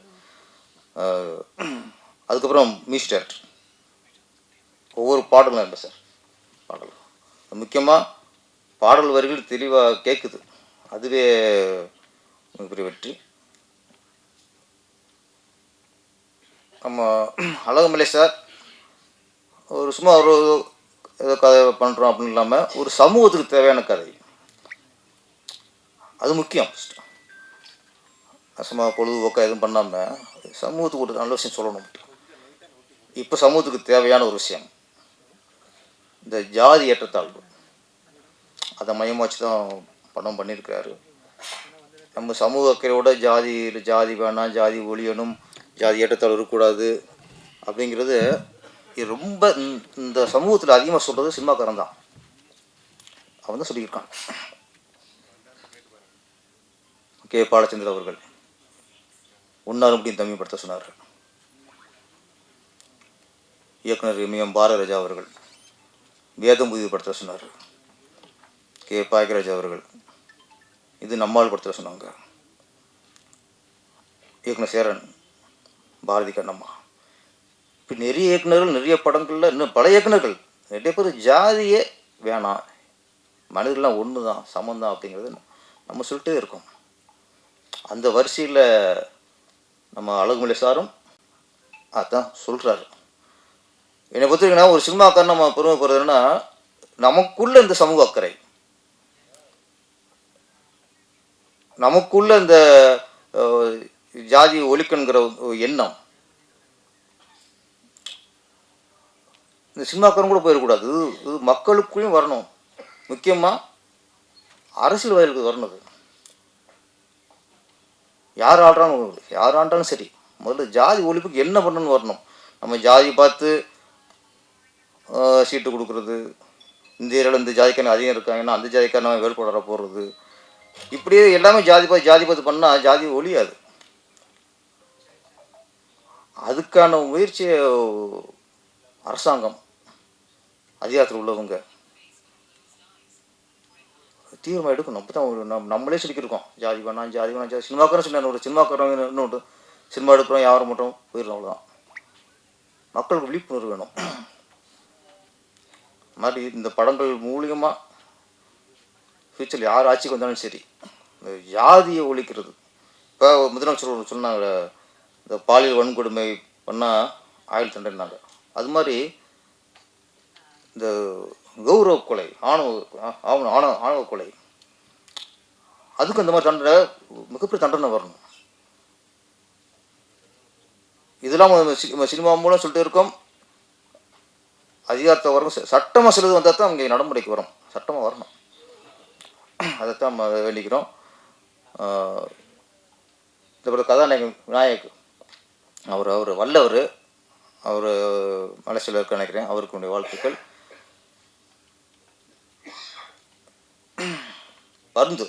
பருந்து இந்த டைட்டில் கேட்டோன்னு எனக்கு எப்படி அந்த பருந்து இத்தனை நாள் அந்த டைட்டில் விட்டு வச்சாங்கன்னு. அவன் நல்ல டைட்டில் இது, நிறையா வந்திருக்கு. மயில், குயில், மைனா, கழுகு, இப்படி பறவை நிறைய வச்சுட்டாங்க. இந்த பருந்துங்கிறது ஒரு ஒரு அருமையான டைட்டில். இந்த டைட்டில் ரொம்ப பிடிச்சிருக்கு சார், அலமொழி சார், நல்ல டைட்டில் வச்சுருக்கீங்க. ஏன்னா நம்ம சின்ன வயசுலேருந்து இன்றைக்கி எத்தனையோ கோயில் கும்பாசனம் பார்த்துருக்கோம். 30-40 கோயில் கும்பாசனம் பார்த்துருப்பேன். ஒரு அதிசயம் நடக்கும். என்னென்னா எப்படின்னு தெரியல, இன்ன வரைக்கும் எந்த கோயில் கும்பாசனம் நடந்தாலும் அந்த கும்பாசம் மேலே அந்த கலசத்தில் தண்ணி ஊற்றுற நேரத்தில் கரெக்டாக மேலே வந்து இந்த பருந்து வட்டமிடும். எங்கே போய் எந்த கும்பாசம் போனாலும் எப்படித்தான் அந்த பருந்து வரும்னு தெரியாது, கரெக்டாக அந்த நேரத்துக்கு ஒரு வட்டம் விட்டு அப்படி போயிடும். அந்த மாதிரி ஒரு பருந்துக்கு அது ஒரு அது ஆன்மீக சக்தியா இல்லை அதில் அறிவியல் இருக்கா, அதுமாரி ஆராய பண்ண வேண்டிய ஒரு விஷயம் அது. அதுமாதிரி பருந்துங்கிறது பறவைகளையே பருந்துங்கிறது மிக சிறந்த ஒரு இது. அந்த டைட்டில் வச்சிருக்கிய பருந்து மாதிரி இந்த படமும் சிறந்து விளங்க வேண்டும். இந்த திரைப்படம் வெற்றியடைந்து இயக்குனர், நடிகர்கள், தொழில்நுட்ப கலைஞர்கள் அனைவருக்கும் பேரும் புகழும் வரவும் ஆண்டவன் வேண்டுகிறேன். நன்றி, வணக்கம். கங்கைமரன் சார் வந்து பல வெற்றிகளை கொடுத்துட்டார், 1-2 வெற்றி கிடையாது. பேரா சார் சொன்ன மாதிரி பாட்டு எழுதுறதுலேருந்து, மியூசிக் டைரக்டர்லேருந்து, டைரக்ஷன்லேருந்து, நடிப்புலேருந்து எல்லாம் பல வெற்றிகளை கொடுத்த ஒரு மூத்த திரையுலக அனுபவசாலின்னு சொல்லலாம். அவர் எடுக்கப்பட்ட படங்கள், பெரும்பாலான படங்கள் பார்த்தீங்கன்னா மதுரை பேக்ட்ராப்பில் தான் ஃபுல்லாக எடுத்திருப்பார். நீங்கள் எல்லா படத்தையும் பார்த்தீங்கன்னா ஆல்மோஸ்ட் 90% படங்கள் வந்து பார்த்தீங்கன்னா கரகாட்டக்காரன், கும்பகரத்தம்மா படங்கள்லாம் பார்த்தீங்கன்னா ஃபுல்லாக மதுரை பேக்ட்ராப்பில் தான் எடுத்திருப்பார். ஏன்னா மதுரையில் எடுத்தப்பட்ட படங்கள், பெரும்பாலான படங்கள் வந்து வெற்றி படங்களாக தான் இருக்குது. வந்து இன்றைக்கி திரையுலகத்தில் மேக்ஸிமம் ஆதிக்கம் செலுத்தக்கூடியவங்கன்னு பார்த்தீங்க அப்படின்னா அந்த சவுத்துலேருந்து வந்தவங்கன்னு சொல்லுவாங்க வந்து உங்களுக்கு. அந்த மாதிரி இந்த பருந்துங்கிற படம் வந்து முழுக்க வந்து மதுரையை பேக் பண்ணி எடுத்திருக்காரு. ஸோ அதனால் அந்த வெற்றியில் வந்து இந்த படமும் வந்து ஒரு சின்ன அங்கீகாரம் கிடைக்குன்னு நான் நினைக்கிறேன். இந்த படத்தை தயாரித்து இயக்கக்கூடிய அழகுமலை அவர்களுக்கு இந்த படம் அடுத்து பல படங்கள் இருக்கக்கூடியதுக்கு ஒரு வாய்ப்பாக இருக்கணும். இதில் பேரரசர் வந்து நடிச்சிருக்காரு. அவருக்கும் இந்த படத்தில் ஒரு பங்களித்த பெரும் அப்படின்னு இந்த ஒரு சின்ன படத்துக்குள்ளே வந்து ஒரு கங்கைமரன் சார் வந்து ஒரு பெரிய வெற்றி படத்துக்கான ஒரு அங்கீகாரத்தை கொடுத்த கங்கைமரன் சார்களுக்கும், அப்புக்குட்டி, சென்றாயன் நம்ம பொல்லாததில் தான் வந்தார், இன்னைக்கு பெரிய பெரும் புகழாக இருக்கார். அது பெரிய பெருமையாக இருக்குது. வந்துட்டு நட்பின் அடிப்படையில் வாழ்த்து வந்திருக்கும் பாதிகாரன் சார் அவர்களுக்கும், ஏன்னா இன்றைக்கி சில பேர் வரதே கிடையாது. வந்துட்டு இருந்தாலும் அடுத்த விழாக்களுக்கு வந்து அதுக்காக ஒரு 2 மணி நேரம் 3 மணி நேரம் செலவழிக்கிறதுங்க இன்றைக்கி வந்து ஒரு சாதாரண இது கிடையாது. ஸோ அவருக்கு தான் சொல்லிக்கிறேன். கதாநாயகி சார்மிஸ் அவர்களுக்கும் மற்றும் இந்த படத்தில் பணியாற்றிய அனைத்து டெக்னீஷியன்களுக்கும் இந்த படம் வந்து ஒரு வெற்றி படமாக அமைய வேண்டும் என்று எல்லா வலையிறனை வேண்டி விடுகிறேன். அடுத்து என்னென்னா, பேரரசர் ஒரு விஷயம் சொன்னார். பெரும்பாலான படங்கள் சின்ன படங்கள் தான் இன்றைக்கி வந்து திரையுலகத்தை வந்து திரையுலகில் டெக்னீஷியன்ஸ் எல்லாருக்குமே ஒரு வாய்ப்பு அளிச்சுக்கிட்டு இருக்குது அப்படின்னாரு. அது முழுக்க முழுக்க அது உண்மையான விஷயம் தான். உங்களுக்கு வந்துட்டு வருஷத்துக்கு வந்து பார்த்தீங்கன்னா 200 படம் ரெடி ஆகுது அப்படின்னா அதில் கிட்டத்தட்ட ஒரு 150 படங்கள் வந்து 10 கோடி 15 கோடி 10 கோடி 5 கோடி 4 கோடிக்கு எடுக்கக்கூடிய படங்கள் தான் உங்களுக்கு வந்துட்டு. ஸோ அந்த படம் தான் நீங்கள் இண்டஸ்ட்ரி வந்து பெரிய பேக்கப் பண்ணிக்கிட்டு இருக்கு. இன்றைக்கி திரையுலகத்தில் வந்து பல லட்சம் பேர் திரையுலகத்தை நம்பி வாழ்ந்துக்கிட்டு இருக்காங்க அப்படின்னால் எல்லாருமே சின்ன படத்துலேருந்து தான் இன்றைக்கி இருப்பாங்க. நீங்கள் எல்லோரும் ஒரு பெரிய ஹீரோன்னு சொல்லலாம். பட் அந்த பெரிய இவர் எதுலேருந்து அறிவாக இருப்பார், அன்னைக்கு ஏதோ ஒரு புது டைரக்டர் கூடயும் ஒரு சின்ன ஒரு கம்பெனிலையும் தான் வந்திருப்பார். ஸோ வளர்ந்ததுக்கப்புறம் சொல்லலாம் உங்களுக்கு. இன்றைக்கும் அது ஆல்மோஸ்ட் ஒரு 40 வருஷமாக பார்த்தீங்க அப்படின்னா அந்த சின்ன படங்கள் தான் நீங்கள் பெரிய படங்களாக, பெரிய படங்கள் அடிக்கக்கூடிய கதாநாயகர்கள் பெரிய நாயகர்கள் ஆகிறாங்க வந்துட்டு. உங்களுக்கு வருஷத்துக்கு வந்து பார்த்தீங்க அப்படின்னா தமிழில் 200 சில படம் ரெடி ஆகுது, தெலுங்குல 200 சில படம் ரெடி ஆகுது, ஹிந்தியில் 200 சில படம் ரெடி ஆகுது, மலையாளத்தில் வந்து ஆல்மோஸ்ட் 100 படம், கன்னடத்தில் 100 படம், பெங்காலி, ஒரிசா இப்படி பார்த்தீங்கன்னா வருஷத்துக்கு வந்து கிட்டத்தட்ட பார்த்தீங்கன்னா 850 படங்களுக்கு மேலே பார் இயர் ப்ரொடக்ஷன் நடந்துக்கிட்டு இருக்கு வந்துட்டு. இந்த 850 படத்தில் பார்த்தீங்க அப்படின்னா நம்ம ஓடிடி சாட்டிலைக்கு தேவையான படங்களுங்கிறது வந்து மேக்ஸிமம் வந்து 250லேருந்து ஒரு 300 படங்கள் தான் தேவைப்படுது. ஸோ மிச்சம் உள்ள படங்களை வந்து அவங்க வாங்குறது கிடையாது. என்ன ரீசன் அப்படின்னா அதாவது ஒரு கார்பரேட் கம்பெனி, அவன் கார்பரேட் கம்பெனினா வருஷத்துக்கு ஒரு 500 கோடி ரூபா ஒருத்தர் இன்வெஸ்ட் பண்ணுறான் அப்படின்னா அவங்களுக்கு வந்து அந்த வருஷத்தில் அட்லீஸ்ட் அந்த பிரேக் அவனாக இருக்கணும், இல்லைன்னா அது ஒரு 50 கோடி ரூபாய் ஒரு லாபமாக இருக்கணும். நம்ம என்ன பண்ணிட்டோம் வந்து சமீப காலம் ஒரு 4 வருஷ காலமாக பார்த்தீங்கன்னா ஒரு 10 கோடி ரூபாய் வாங்கக்கூடிய ஒரு ஹீரோன்னு வச்சுங்களேன், அவருக்கு இப்போ 40 கோடி ரூபாய் கொண்டு போய் வச்சிட்டோம். ஒரு 2 கோடி ரூபாய் வாங்கக்கூடிய டைரக்டருக்கு என்ன பண்ணிட்டோம், ஒரு 10 கோடி ரூபாய்னு கொண்டு போய் வச்சிட்டோம். ஸோ இப்படி ஒவ்வொரு டெக்னீஷியனுக்குமே வந்து பார்த்தீங்கன்னா குறைஞ்சபட்சம் ஒரு 15-20 கோடி ரூபாய்க்கு முன்னாடி எடுக்கப்பட்ட ஒரு 4 வருஷத்துக்கு முன்னாடி எடுக்கப்பட்ட படம் பார்த்தீங்கன்னா இன்றைக்கி அந்த படம் வந்து 100 கோடி ரூபாய் ஆகுது. அப்போ இந்த மொத்த காசையும் கொண்டு போய் ஓடிடி சேட்டலைட் காண்ட போயிட்டு வந்து 15 கோடி ரூபாய்க்கு வாங்கின சேட்டலைட் படத்தை போய் இன்றைக்கி 50 கோடி ரூபாய்க்கு புஷ் பண்ண வச்சிட்டோம். அப்போ அவனுக்கு வந்து ஓவராலாக தமிழ்நாட்டில் ஒரு 100 கோடி பாப்புலேஷன் இருக்குது அப்படின்னா அவனுக்கு இருக்கக்கூடிய சப்ஸ்கிரைபர் வந்து ஒரு 20 கோடி பேர் இருக்கான 20 கோடி படத்தை பார்ப்பான். அவன் 15 கோடி படத்தை 50 கோடி ரூபாய்க்கு வாங்கும்போது என்ன பண்ணுறான், அவனுக்கு வந்து 25 கோடி 30 கோடி ரூபா லாஸ் ஆகுது. அப்போ பார் இயர் தமிழ் ஒரு படத்துக்கு பார்த்தீங்கன்னா 200 கோடி ரூபாய் லாஸ் ஆகுது. சும்மா அப்ராக்சிமெண்ட்டாக சொல்கிறேன், 200 கோடி ரூபாய் லாஸ் ஆகுது. தமிழ் மட்டும் கிடையாது, ஓடிடி வந்து 4 லாங்குவேஜையும் பேஸ் பண்ணி தான் பண்ணிக்கிட்டு இருக்காங்க. அதில் வந்து ரேஷியோ பார்த்தீங்கன்னா ஹிந்திக்கு 52% பிரிக்கிறாங்க, தெலுங்கு 13% பிரிக்கிறாங்க, தமிழுக்கு 10%, மலையாளத்துக்கு 7%, கன்னடத்துக்கு 5%, பெங்காலி 1% பிரிக்கிறாங்க. இதுதான் ஒரு வருஷத்துக்கு வந்து ஒரு கார்பரேட் கம்பெனி ஒரு 1000 கோடி இன்வெஸ்ட் பண்ணுறாங்கன்னா இப்படி தான் எல்லா லாங்குவேஜுக்குமான படங்களாக வந்து அவங்க பிரித்து வாங்குறாங்க. ஸோ இந்த ஓடிடி சேட்டலைட் மாட்டை க்ளோஸ் பண்ணதே வந்து நம்ம தான் இண்டஸ்ட்ரின்னு சொல்லுவோம். உங்களுக்கு விலையை கூட போட்டு ஏற்றி பண்ண என்ன பண்ணிட்டான், இப்போ வந்து படம் வாங்குறத போகிற நிப்பாட்டிட்டான். ஓவராலாக ஒரு 25 கோடி ரூபாய்க்கு வாங்கின படங்களை வந்து இன்னைக்கு 10 கோடி ரூபாய்க்கு தான் வாங்குற ஸ்டேஜ் ஆகி போச்சு. ஸோ மிச்ச சின்ன படங்களை போகிறா பே ஃபார் வியூன்னு வாங்க ஆரம்பிச்சிட்டாங்க உங்களுக்கு வந்துட்டு. அப்போ நம்ம தான் வந்து இண்டஸ்ட்ரி வந்து பேரசா சொன்ன வரமுறைப்படுத்த நம்ம தானே உங்களை ஏற்றி பண்ணோம். இப்போ 2 கோடி வாங்குற டைரக்டர் 8 கோடி 10 கோடி கொடுத்தோம், 10 கோடி வாங்குற ஆர்டிஸ்ட் 40 கோடி கொடுத்தோம். இதனால் எங்கேயும் பாதிச்சு நிற்குது, சின்ன படங்களும் பாதிச்சு நிற்குது. 2 கோடி 4 கோடிக்கு வாங்குற படங்களும் பாதிச்சு நிற்குது. பெரிய படங்கள் சொல்ல முடியாது, கிட்டத்தட்ட பெரிய படங்கள் வந்து தமிழ்நாட்டில் மட்டும் கிடையாது, ஆந்திரா ஹிந்தி எல்லாமே பார்த்தீங்கன்னா ஆல்மோஸ்ட் 60% படங்கள் ஃபைனல் ஸ்டேஜ் ஆகி முடிஞ்சு ரிலீஸுக்கு நிற்குது. ஏன்னா ரிலீஸ் டேட் அவன் சொல்கிறான், அவங்க ஒரு விலையை ஃபிக்ஸ் பண்ணுறான். ஏன்னா ஒரு படத்துக்கு ஒரு 100 கோடியோ ஒரு 50 கோடியோ பிளான் பண்ணி நம்ம பட்ஜெட் படி எடுத்துட்டோம். ஆனால் அந்த படத்தை நம்ம வித்தோம்னா தான் நம்ம ஃபினான்ஷியல் செட்டில் பண்ண முடியும். ஸோ இதெல்லாம் ரிலீஸ் டேட்டே போஸ்ட் பண்ண முடியாமல் வந்து இன்னும் வெயிட் பண்ணிக்கிறாங்க. ஸோ தெலுங்குல பாருங்க, டாக்டர் ராஜமௌழி சாரை பாருங்க சார், அவர் தான் உண்மையிலேயே சொல்கிறேன், அதாவது ப்ரொடியூசரை வாழ வச்ச இயக்குனர்னா, நான் பேரசாரை வச்சுக்கிட்டு சபையிலே சொல்கிறேன், ப்ரொடியூசரை வாழ வச்ச இயக்குனர்னா ராஜமௌழி தான் சொல்ல. உங்களுக்கு வந்துட்டு நீங்கள் பாகுபலியை எடுத்து பாருங்க, அவருக்கு 25 கோடி ரூபா சம்பளம் வந்திருக்கும். அதே 25 கோடி ரூபா பார்த்தீங்கன்னா அந்த ப்ரொடியூசர் வந்திருக்கும். அதே ட்ரிபிள் படம் எடுத்து பாருங்க, அதே மாதிரி. ஏன்னா நம்ம சம்பளம் வேணாம் பாரு சார், சம்பளம் வேணாம், ஆர்டிஸ்ட் டைம்ஸில் பேசுவோம். ஒரு படம் ஒரு 50 கோடி ரூபாயா ஒரு ஹீரோக்கு ஒரு அட்வான்ஸ் கொடுங்க, அவருக்கு 40%, மிச்சருக்கு ஒரு 60% வந்து ப்ரொடியூசர் 30%, டைரக்டர் 30%. அப்படிதான் எல்லா படம் பண்ணிட்டாரு. இன்னைக்கு அந்த ஒரு ராஜமௌழி சார் வச்ச படம் ஏதாவது ஒரு ப்ரொடியூசர் லாஸ் ஆகுன்னு சொல்லுங்க, நீங்கள் கிடையாது. இப்போ துறந்தர படம் சார் 1000 கோடி கலெக்ட் பண்ணிக்கிட்டாங்க. எப்படி கலெக்ட் பண்ணுது? ரன்வீர் சார் சம்பளம் கொடுக்கல, அவர் வேணான்ட்டாரு. ஒரு நல்ல கதை வருதுன்னா அதுக்கு எல்லாரும் கோஆப்ரேட் பண்ணணும், ப்ரொடியூசரே பண்ண முடியாது, ஒரு லிமிட் தான் ப்ரொடியூசர் பண்ண முடியும். அப்போ நல்ல கண்டென்ட் வந்து அதுக்கு ஆர்டிஸ்ட் அடாப்ட் ஆகணும். இன்னைக்கு 1000 ரூபாய் கலெக்ஷன் ஆகும்போது ரன்வீர் சிங் கூட சேர் பார்த்தீங்கன்னா கிட்டத்தட்ட 250-300 கோடி ரூபாய் கிடைக்கும் சம்பளம் அவருக்கு. அவர் சம்பளம் அவளுக்கு கொடுத்துருக்க முடியாது. அப்போ ஒரு ஹீரோ வருஷத்துக்கு 4 படம் நடிக்கிறார் சார், அதில் ஓடுற படம் எத்தனை படம்? 1 படம் 2 படம். ஒரு டைரக்டர் வருஷத்துக்கு 3 படம் பண்ண வச்சுக்கலாம், ஓடுற படம் 1 படம். மிச்சமாக லாஸ் தானே ஆகுது. அப்போ என்ன பண்ணுவீங்க நீங்கள்? அப்போ அந்த போலீஸ் ஊர் போயிடுவார் உங்களுக்கு. அப்போ திரையுலகத்தை பாதுகாக்கக்கூடிய பொறுப்பு நமக்கு தான் இருக்கு உங்களுக்கு வந்துட்டு. அதனால சில வரைமுறைகளை வந்து தயாரிப்பாளர் சங்கம் பண்ணிக்கிட்டு இருக்கிறோம். கண்டிப்பாக நல்ல முறையில் இருக்கும்னு நினைக்கிறேன் உங்களுக்கு வந்துட்டு. அது ஏன்னா இப்போ என்ன ரொம்ப குரூவல்ட்டியான சுச்சுவேஷனாக இருக்குது. நீங்கள் இண்டஸ்ட்ரி உண்மையாக சொல்ல போனீங்கன்னா உங்களுக்கு வந்துட்டு ரொம்ப ரொம்ப ரொம்ப குரூவல்ட்டி சுச்சுவேஷனாக இருக்குது வந்துட்டு. அதனால் நீ அடுத்து வரக்கூடிய தயாரிப்பாளர்கள் எல்லாமே பழைய பட்ஜெட்ஸில் தயவுசெய்து படம் பண்ணாதீங்க. ஒரு 50 நாள் பண்ணக்கூடிய படமாக அந்த படத்தை 30 நாளில் பிளான் பண்ணுங்க. கதைக்கு என்ன தேவையோ அதை செலவு பண்ணுங்க. கதையை தாண்டி வந்து இந்த அவர் இதை கேட்குறாரு இதை கொடுக்குறான்னு சொல்லிட்டு வந்து தயவுசெய்து தயாரிப்பாளர் சங்கத்தை சொல்லாதீங்க.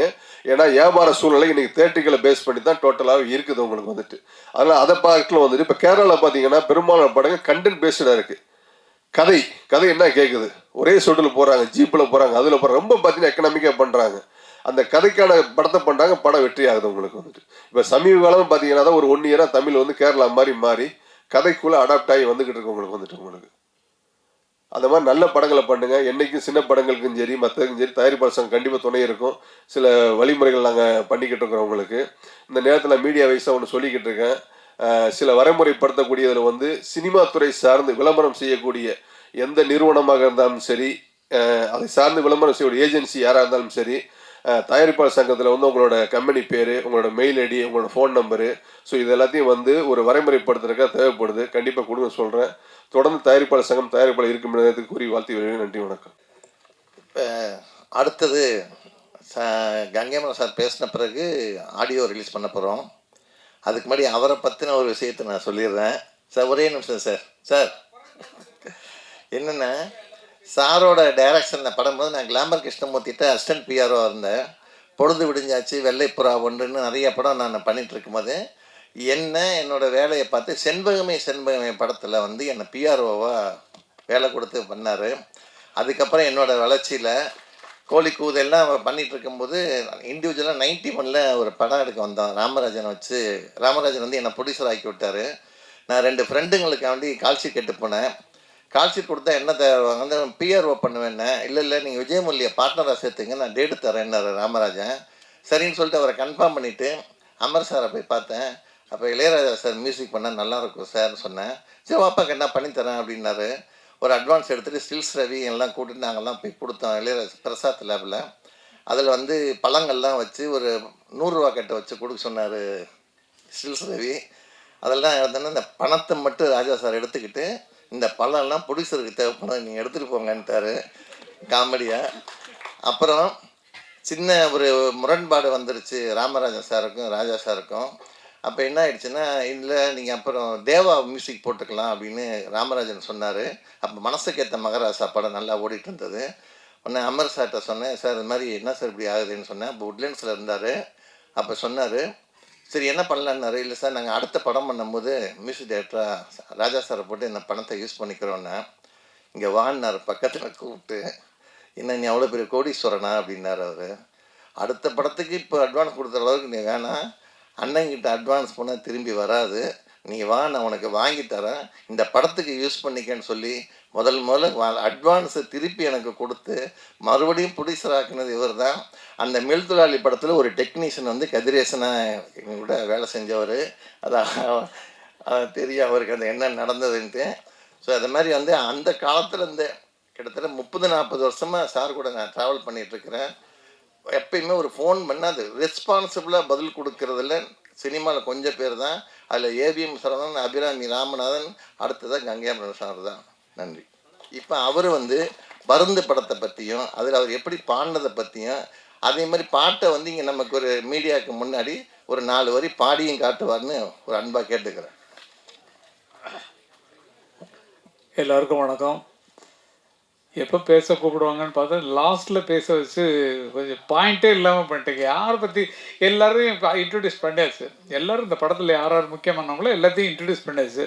மறுபடியும் அவங்க பேர் சொல்லி இவங்க தான் இவங்க அப்படிப்பட்ட சூழ்நிலையில் இருக்காங்க, அவர் நடிச்சிருக்காரு, இவர் வந்து மியூசிக் பண்ணிருக்காருன்றதுலாம் சொல்ல தேவையில்லை. எல்லாரையும் உங்களுக்கு ஏற்கனவே அறிமுகமாயிட்டாங்க.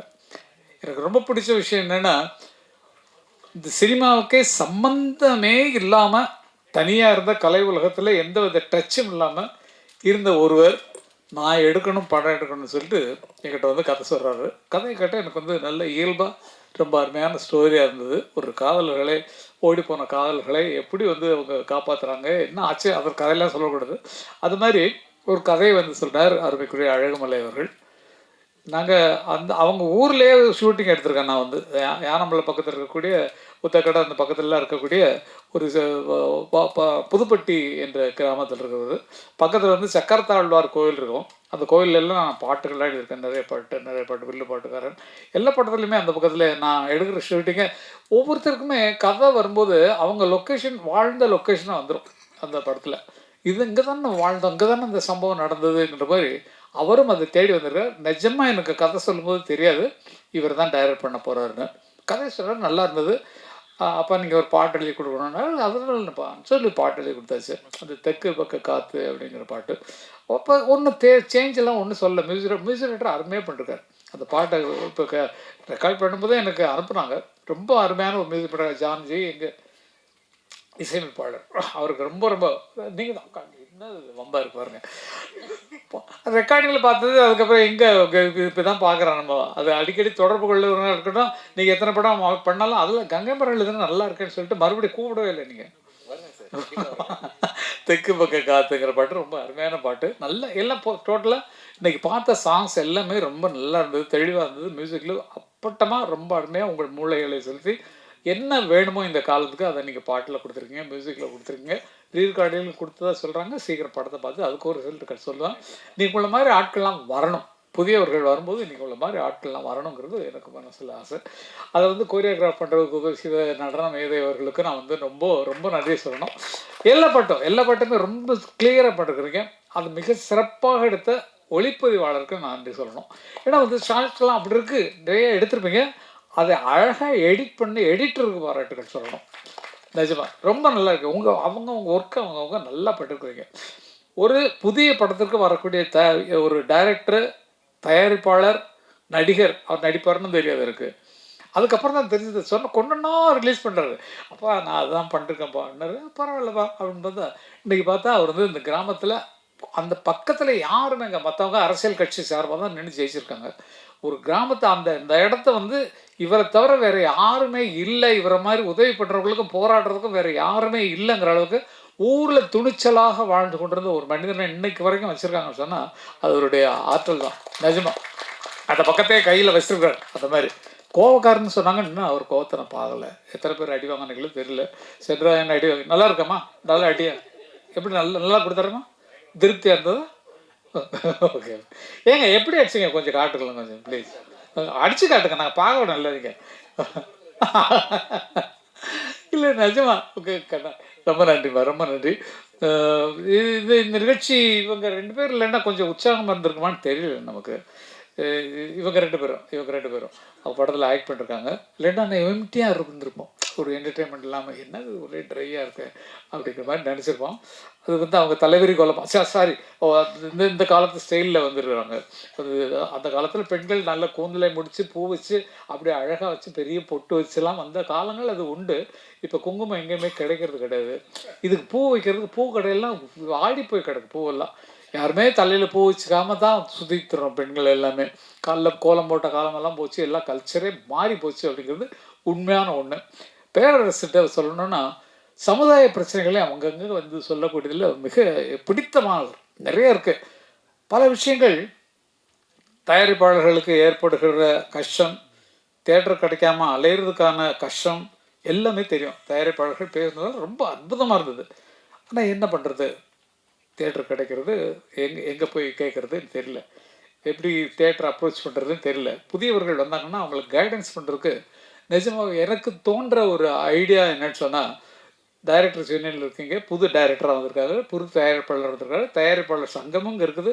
அது நடிகர் சங்கத்துக்கு இப்போ டைரக்டர் யூனியனுக்கு இயக்குனர் சங்கத்துக்கு இருக்கிறவங்களும் இருக்கிறாங்க. ஒரு புதியவர் வந்து படம் எடுக்க வந்தாங்கன்னு சொன்னால் அவங்க படத்தை முதல்ல பார்க்க வேண்டியவர்கள் டைரக்டர்ஸ் யூனியன்லேயும் விநியோகஸ்தர்கள் யூனியன்லேயும் தயாரிப்பாளர்கள் யூனியன்களுக்கும் பார்க்கணும்.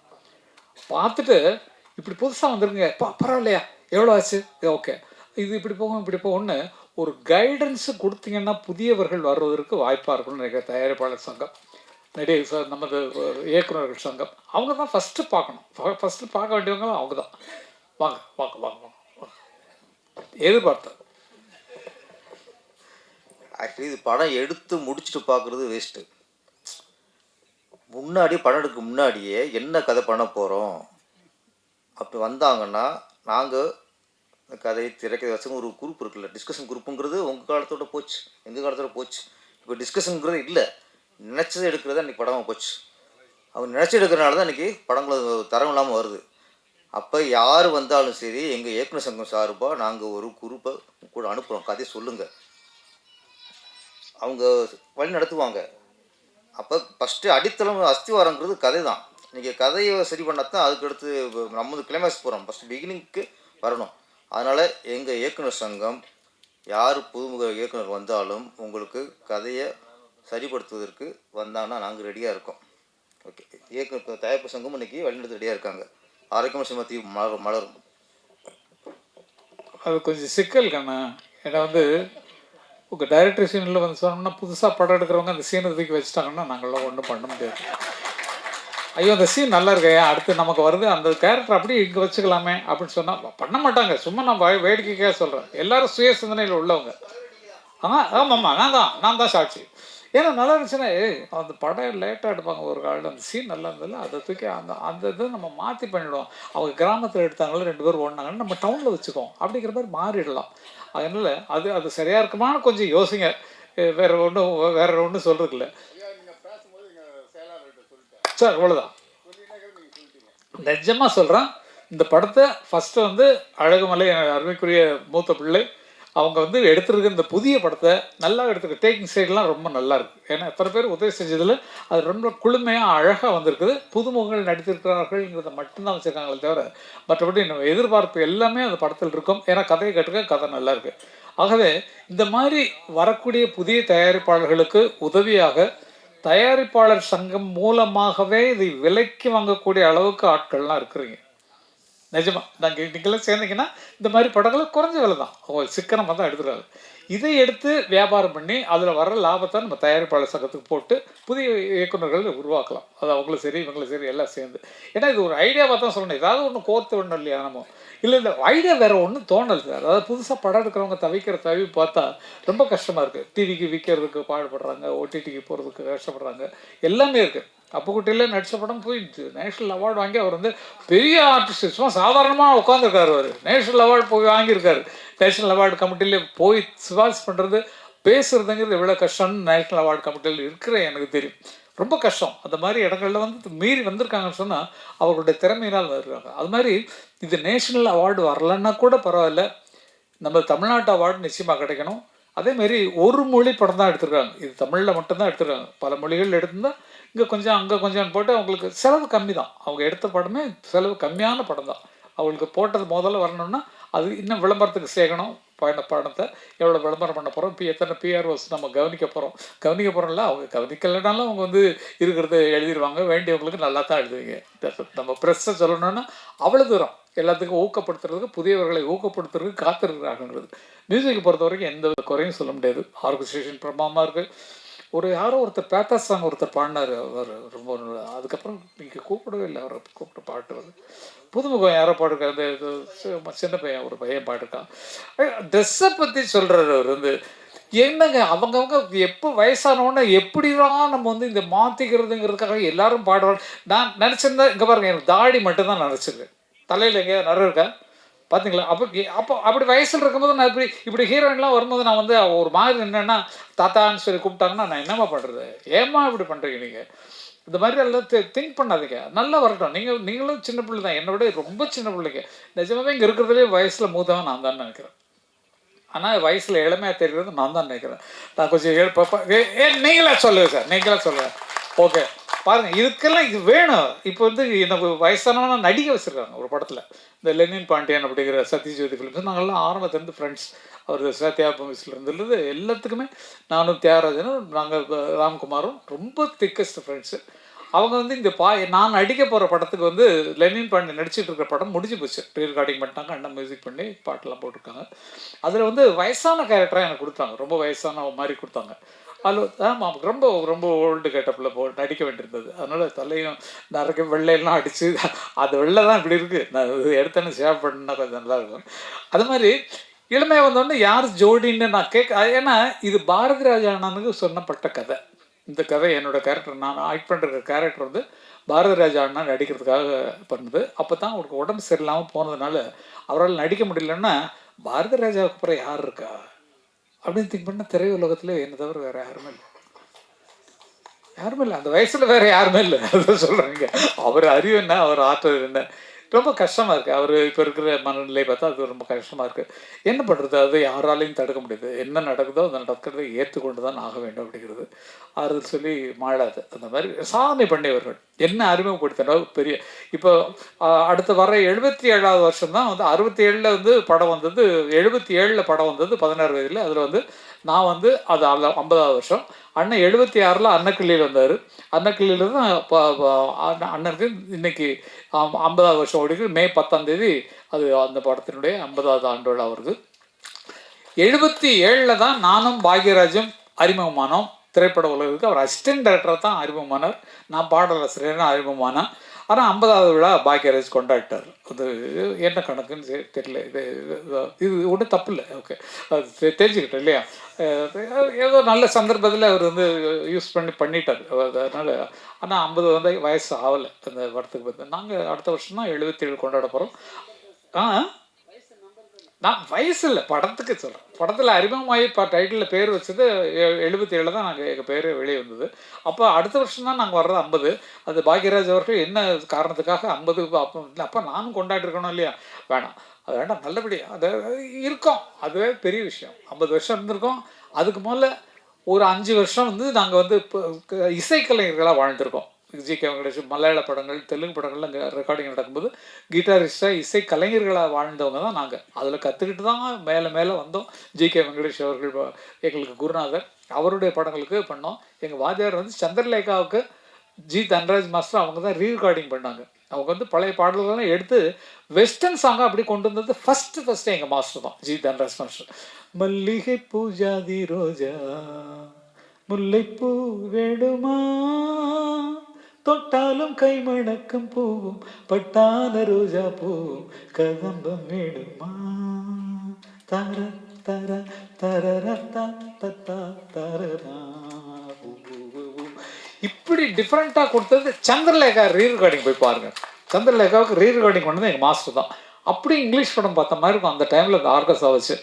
அதனால தான் அண்ணன் வந்து இங்கே வெஸ்டர்ன் மியூசிக்கை கற்றுக்கிட்டு இன்றைக்கி உலகமெல்லாம் போற்றக்கூடிய ஒரு பயங்கரமான சிம்பனி எழுதி உலகமெல்லாம் சுற்றிக்கிட்டு இருக்கோம்.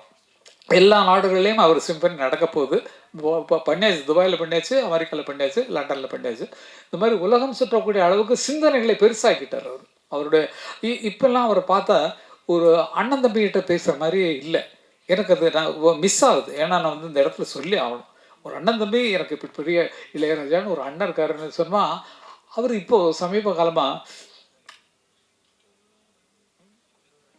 இப்படி தான் இருக்கார்.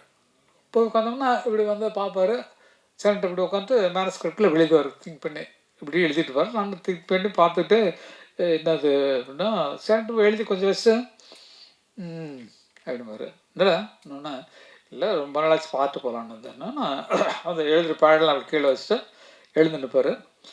எழுந்து நின்று இப்படி முகத்தை காட்டு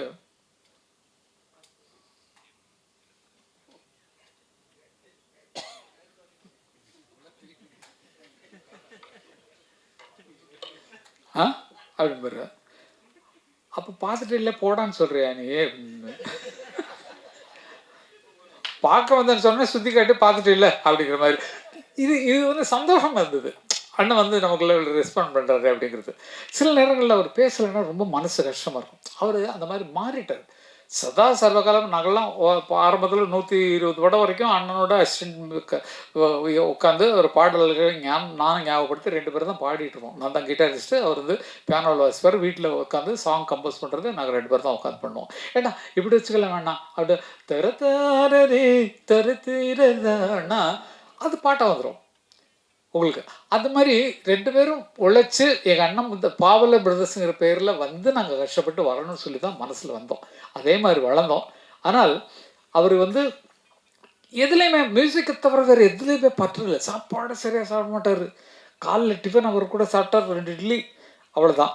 மத்தியானம் அவர் கூட வீட்டுக்கு சாப்பிட போனால் சப்புன்னு இருக்கும். என்னடா இது உரப்பும் இல்லை உப்பும் இல்லை, என்னென்ன இப்படி என்னென்ன இப்படி என்ன என்ன என்ன பாரு, இல்லை இவ்வளோ கம்மியாக உப்பு சாப்பிட்ற ஒன்றும் இது டேஸ்ட் இல்லை. என்ன வேணுமோ போட்டு இந்த பெப்பர் சால்ட் போடுங்க, இந்த உப்பு எடுத்து கொட்டிக்கோ, அவ்வளோதான். எது பிடிச்சி அதே சாதம் தான் கிடையாது அப்படிம்பாரு. அவர் தனிமையை யோசித்து நம்ம கேட்டோம்னா அதை கூட அவர் சாதாரணமாக எடுத்துக்கிறார். அளவுக்கு வளர்ந்துருக்காருன்னா அது சதா சர்வகாலமும் இசையை தவிர வேறு ஒன்றுமே. என் நினைவும் கனவும் இசையே, இசை இருந்தால் மரணமேது, அவர் எழுதின பாட்டு தான். அந்த பாட்டு மேலேயே வாழ்ந்துட்டு இருக்காரு நினைக்கும் போது எவ்வளவு பெருமைக்குரிய பிறவி எங்களுக்கு கிடைச்சிருக்கு, எனக்கு கிடைச்சிருக்கு. எனக்கு தான், ஏன்னா எனக்கு அண்ணன் இல்லைன்னா அந்த அறிவு அவருக்கு வந்திருக்குமா? அப்படியா? ஆமா சார், யாரும் கூப்பிடல சார். படம் இட்டு அப்போ ப்ரொடியூசர்கிட்ட சொல்லுங்க சார், கங்கைபுரம் போடுங்க. எதுக்கு அவர் வந்து இவரை போட்டாரு? நான் அவ்வளோ பக்கத்தில் அவங்க அப்பா மாதிரி பக்கத்தில் இருக்க, என்னை வந்து மியூசிக் போடல அவர், இவரே போடல. இல்லை இல்லை, அதுக்கு இல்லை, நிஜமாவே யாராக இருக்குன்னு ஒரு குறிப்பிட்ட காலம் இருக்குது. இப்போ அண்ணன் பண்ணுற படமெல்லாம் ரஜினி படம் பண்ணுறாரா, இப்போது கமல் படம் பண்ணுறாரா, என்ன படம் பண்ணுறாரு? இல்லை, அவருக்கு கிடைச்சது யார் அவர் விரும்பி போகிறாங்களோ அதை பண்ணுவார். அது ஆர்டிஸ்ட் கேட்குறதில்ல, கதை சொல்லுவாங்க. ஐயா நீங்கள் பண்ணி கொடுத்தா நல்லாயிருக்கும், இப்படி தானே பேசுகிறாங்க. போய் அவர்கிட்ட வேலை கேட்குறதே பயம். கேட்டோன்னா சரி கதை சொன்னா சரி வாங்க பண்ணிக்கலாம் அப்படின்னு சொல்லிட்டு பாட்டு போட்டாருன்னா பாட்டு ஃபிக்ஸ்டு. வழி நெடுக காட்டு மல்லி வாசம் இப்போ மாறலி தாரா திரர தாரர தரரா திரர, எவ்வளோ மயக்கிட்டு வரும். அது மாதிரி இப்போவும் மயக்கக்கூடிய இசை அவர் கைவசம் இருக்குது. ஆனால் அவரை போய் அப்ரோச் பண்ணுறதுக்கு தள்ளி நிற்கிறார், வேறு ஒன்றும் கிடையாது. எல்லாருக்கும் ஆசை இருக்குது, அவரோட படம் பண்ணணும்னு ஆசை இருக்குது, போனால் என்ன ஆகுமோ அப்படிங்கிற பயம் இருக்குது. ஆனால் அந்த ஞானம்ங்கிறது இன்னைக்கு வரைக்கும் ஒரு டிராப் கூட குறையில, மேலே ஏறிக்கிட்டே தான் போகுது. இப்போ 2வது சிம்பனி எழுதிட்டு இருக்கார், அது கூடிய சீக்கிரம் ரெக்கார்டிங்கு நான் சொல்லியிருக்கேன். நான் இந்த தரம் நான் ரெக்கார்ட் பண்ண சிம்பனி அங்கே வாசிக்கும் போது நான் வருவேன் அப்படின்ற மாதிரி சொல்லி இப்போவே அட்வான்ஸ் புக்கிங் பண்ணிட்டேன். அது மாதிரி அதற்கு பார்க்குறதுலாம் பெரிய கொடுப்பனை. என்ன மாதிரி கொடுத்து வச்ச ஆட்கள் யாருமே கிடையாது. பாரதி ராஜான்னு ஒருத்தர், அவருக்கு நாடகத்துக்கு நான் பாட்டு ஊரில் எழுதுன காரணத்தினால அவர் திரைப்படத்துக்கு வரும்போது அந்த அண்ணன் டியூன் பண்ணுவாங்க.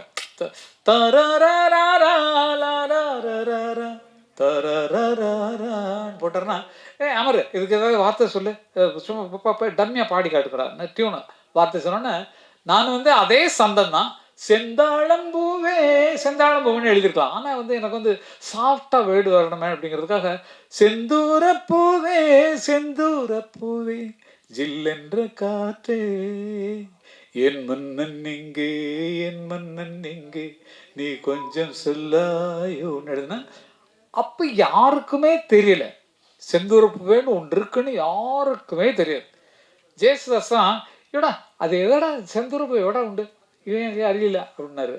இல்லைங்க, எனக்கு வந்த வார்த்தை தரிசனம், அந்த டியூனை கேட்டோன்னே எனக்கு வந்த வார்த்தை, அந்த வார்த்தைன்னா செந்தூரப்பூ அகராதிலே இல்லாத ஒரு பூ.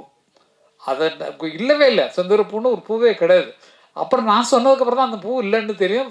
சிவகுமார் என்ன சொல்லுவாங்க, இப்போ பூவோட பேர் எல்லாம் சொல்லிட்டு வருவாங்க, அதில் செந்தூர் பூ இருக்காது, செந்தூர் பொண்ணு ஒரு பூவே இல்லை. அப்படி நான் இல்லாத பூவை எழுதி அதே ஒரு டைட்டிலாக வச்சு படம் கூட எடுத்தாங்க, செந்தூர் பூன்னு சொல்லிட்டு. எவ்வளோ பெரிய ஞானி பாருங்க, வருங்காலத்தை உடனே சொல்லக்கூடிய ஒரு ஆளாக பிறந்திருக்காங்க பாருங்க. பாருங்க செந்துருக்கம், அது செந்துருக்கம். நான் நினச்சி எழுதுனது அதுதான், கரெக்டாக சொன்னார் ஜி. என்னென்னா செந்துருக்கம்னு வைப்பாங்க. செந்துருக்கம்ன்றது குங்குமத்துக்கு பதிலாக கிராமத்தில் வச்சுக்கிற ஒரு அவங்களே மேக் பண்ண ஒரு செந்தூரை போட்டு செந்தூரை புட்டு வச்சுக்கிட்டாங்க, செந்தூரை போட்டு வச்சுருக்கேன்னு சொல்லுவாங்கள்ல அது. அப்போ செந்துருக்க பூன்னா ஒருவேளை குங்குமப்பூவாக இருக்குமோன்னு எனக்கு ஒரு ஐடியா. செந்துருக்கம் அது குங்குமம் இருக்கிற இடத்துல இருக்குது. அப்போ செந்துருக்கம்ங்கிறது குங்குமத்தை சேர்ந்த ஜாதியாக இருக்கும். அதனால் குங்குமப்பூவேன்னு எழுத முடியாது, டியூனுக்கு சரியாக இருக்காது. அதனால் அது அப்படி வந்தது தான் அது பாட்டு. ஏதோ நம்ம நினைக்கிற கற்பனை நம்ம அது வர்ற வரைக்கும் எங்கேருந்து வருதுன்னு நமக்கு தெரியாது. திங்க் பண்ணி உட்காடுறோம், பேப்பர் எடுக்கிறோம், அவர் மியூசிக் போடுறாரு, சுதி போடுறாரு, ஏதோ டெம்போ ஒன்று அப்படி தடக்கு தடக்கு தடக்கு டக்கு டக்கு தட்டா போடுறாரு, போட்டு ஒரு டியூன் ஆகிடுது. அதுக்கு வார்த்தையில் எழுதுனா உயிர் வந்துடுது, பாடின ஒன்று இன்னும் தூக்குது, ஆர்கெஸ்ட்ரா போடுறோன்னு இன்னும் பலமாகுது. அப்படி ஒன்றொன்னா அவங்க திங்கிங்கில் வரதே தவிர, ஆனால் ஆக்டிங்கிறது ஃபிக்ஸு. டைரக்டர் வந்து இப்படி தான் வேணும், ஏய் எங்கடா போடுறேன் அப்படிதான் பார்த்து சொல்லணும், ஏய் எங்கடா போடுறேன்னு சொல்லக்கூடாது, ஏய் எங்கடா போடுறேன் அப்படின்னு, அதுக்கு தான் சொல்கிறேன் அப்படின்னு பேசுகிறாங்களே மேடையிலலாம். அது அந்த டைமில் வால்யூம் கொடுத்து எந்த இடத்துல குறைக்கணுங்கிறத வச்சு தான் அரசியலே ஓடிட்டுருக்கு. அரசியலே பார்த்தீங்கன்னா எல்லோரும் பேசுகிறது அந்த மாதிரி தான் இருக்குது. அப்படிப்பட்ட சொன்னால் அதுக்காகத்தான் சொல்கிறேன் நினச்சி பாருன்னு சொல்லி பேசுகிறதுலாம் இந்த மாடுலேஷன்லாம் சினிமா இருந்து கிடைச்சது தான் அரசியல்வாதிகளுக்கு. அரசியல்வாதிகளுக்கு இல்லைன்னா பாவம் வராது. பல பேர் நீங்களும் யாரை பற்றி சொல்கிறேன்னு சொல்ல வேண்டாம். அது வந்து ஏன்னா எல்லோரும் அப்படி தான் இருக்கணும். நாங்கள் என்ன செய்யலை நாட்டுக்கு எங்களை மாதிரி அப்படிங்கிற மாதிரிலாம் வரத்தான் செய்யும். அப்போ சினிமா கலைஞனே நடிப்புங்கிறது எல்லா இடத்துலையும் பரவிடுச்சு. அரசியல்லையும் சரி, எல்லா வீட்லேயும் சரி, எல்லா இடங்கள்லையும் இந்த சினிமா பாணியில் வரக்கூடிய டைலாக்ஸு, பாவங்கள் எல்லாமே பழகி போச்சு. அதை சரியாக எடுத்துக்கொண்டது கொடுத்தது தம்பி அழகுமலை அவர்கள் பிள்ளைக்கு தான் சொல்லணும். ஏன்னா கிராமத்தில் இருக்க அந்த கதையை கொண்டு வந்தார். கதை கேட்கும்போது நல்லா இருந்தது. அவர் இன்னும் பார்த்தா நடிச்சிருக்கிறாரு, அதையும் பார்த்தேன். ஆனால் கொஞ்சம் மேக்கப் குறைச்சிருக்கலாம், நீங்கள் கொஞ்சம் மேக்கப் குறைச்சிருக்கலாம். ஏன்னா இயல்பாக இப்போ நான் நடித்த படத்தில் வந்து எனக்கு சுத்தமாக மேக்கப் இல்லை. நான் பிளாக்காக இருக்கிறதுக்கு அந்த வெயிலில் அலைஞ்சு ஃபேஸ் இன்னும் கருப்பாக போச்சு. நான் வந்து இந்த ரோஜார் சொன்னேன், ஏமா கொஞ்சம் மேக்கப் எனக்கு மேட்ச் ஆகாமா, ஏன் நீங்கள் வந்து அழகாக இருக்கிற பொண்ணு தானே, உங்கள் கதைப்படியே வந்து அழகாக இருக்கிற பொண்ணை பார்த்து தானே சந்தையில் இருக்கிற பொண்ணு நீங்கள் வந்து கல்யாணம் பண்ணுறீங்க, நான் கொஞ்சம் அப்படி இப்படி இருந்தால் எல்லாம் ஒன்று தப்பு கிடையாது, சும்மா இருக்கேன் அப்படின்னு. சும்மா இருக்கிற நேரத்தில் ரோஜாவோட அரட்டை அடிக்கிறதுக்கு சூப்பராக இருக்கும். பழசெல்லாம் ஞாபகம் ஓடுது. அந்த நாள் ஞாபகம் நெச்சிலே வந்து சும்மா இருக்கேன் அப்படின்னும். ஏம்மா இப்போ தாம்மா உன்னை பார்க்க முடியுது, பேச முடியுதுன்னு சொல்லிட்டு கிண்டல் பண்ணி அந்த ஷூட்டிங்கவே ஜாலியாகிறது வேலையாக இருக்கும். பொழுது போகிறதே தெரியாது. அவங்க டைரக்டர் பாவம், அவங்க அடுத்த ஷாட்டுக்கு திங்க் பண்ணிருப்பாங்க. ஆர்டிஸ்ட் அப்படி தான் இருப்பாங்க. இப்படி நீங்கள் இருந்த மாதிரி தான், நீங்கள் எப்படி இருந்தீங்களோ அது மாதிரி தான் அவங்க இருப்பாங்க. நீங்கள் ஷார்ட்டை பிடிச்சோன்னா உங்களுக்கு வேலை முடிச்சிடும், நீங்கள் ஜாலியாக மற்றவங்களோட பேசிகிட்டு இருப்பீங்க. ஆனால் அவங்களுக்கு அடுத்த ஷார்ட்டு மேலே ஞாபகம் இருக்கும், அடுத்த டைலாக் மேலே ஞாபகம் இருக்கும், அடுத்த கதைக்கு லிங்க் எப்படி கொண்டு போகிறது, இந்த சீன்லேருந்து கட் பண்ணி எந்த சீனுக்கு போகிறோங்கிற ஐடியாவிலேயே அவங்க ஃபுல் பிக்சராக எடுத்துகிட்டு இருப்பாங்க. ஆக தொழில்முறையாக எடுத்துக்கொண்டு டைரக்டராக புதிதாக மலர்ந்திருக்கக்கூடிய அழகுமலை அவர்களுக்கு அந்த பக்கத்தில் நாங்கள் எடுக்காத இடமே இல்லை. அழகர் மலை, இது அழகுமலை, அது அழகர் மலை. அழகர் மலையில் நாங்கள் கால் படாத இடமே கிடையாது. நிறைய சீன்ஸ் அங்கேயே எடுத்துருப்போம். இந்த மான் சொந்த மானில் வந்து அந்த படியில் இறங்கி வருவாங்களே, அதெல்லாம் அழகர் மலையில் இருந்து மேலே இடங்கள் எங்கே அதை தான் சொல்ல வந்தேனே. ஒவ்வொருத்தர் வாழ்ந்த இடத்துல வர்ற கதை வரும்போது அவங்க ஊர் தான் ஞாபகம் வரும், அவங்க தெருவு தான் ஞாபகம் வரும், அங்கே நடந்த சம்பவங்கள் தான் ஞாபகம் வருங்கிறத இந்த படத்தின் மூலமாக நிரூபிச்சிருக்காங்க. என்னுடைய வேண்டுகோள் என்னென்னா, இந்த மாதிரி புதிய கலைஞர்கள், புதிய தயாரிப்பாளர்கள், புதிய இயக்குநர்கள் ஒன்றாக வரும்போது அவர்களுக்கு ஆதரவு கொடுப்பதற்காக நமது சங்கங்கள் நிச்சயமாக முன்வர வேண்டும். முதல் ஒரு விண்ணப்பமாக இந்த படத்தை தயாரிப்பாளர்கள் சங்கம் பார்க்கணும். பார்த்துட்டு அவங்களுக்கு தியேட்டர் வாங்கி கொடுங்க. எங்கே வாங்கணுங்கிறது உங்களுக்கு தெரியும். ஏன்னா வந்து நீங்கள் பார்க்கணும், நீங்கள் பார்த்துட்டு அவங்களுக்கு என்ன ஹெல்ப் பண்ண முடியுங்கிறத பார்க்கணும். அதே மாதிரி டைரக்டர் இல்லை, முதல்ல கதை கேட்காதீங்க ப்ளீஸ். ஏன்னா வந்து என்ன மாதிரி ஆட்கள் கேட்டோம்னா அது வந்து அது தூக்கி நல்ல சீன்லாம் முன்னாலேயே ரிலீஸ் ஆகிற படத்தில் வச்சுருவோம். அதனால் அதை மட்டும் கொஞ்சம் அப்படி விலைக்கு வச்சுட்டு, மற்றபடி முழு படத்தையும் நீங்கள் பார்த்த தயாரிப்பாளர்கள் ஒரு புதிய ரூலாக கூட நீங்கள் சேர்க்கலாம். அடுத்த மீட்டிங்கில் சொல்லி இந்த மாதிரி பல பேர் வர்றாங்க, நல்ல திறமைசாலிகள் வெளியே கொண்டு வர முடியல, அதனால் நம்ம ஹெல்ப் பண்ணலாம்னு சொல்லிட்டு டிஸ்ட்ரிபியூட்டர் நீங்கள் பிடிக்கணும்.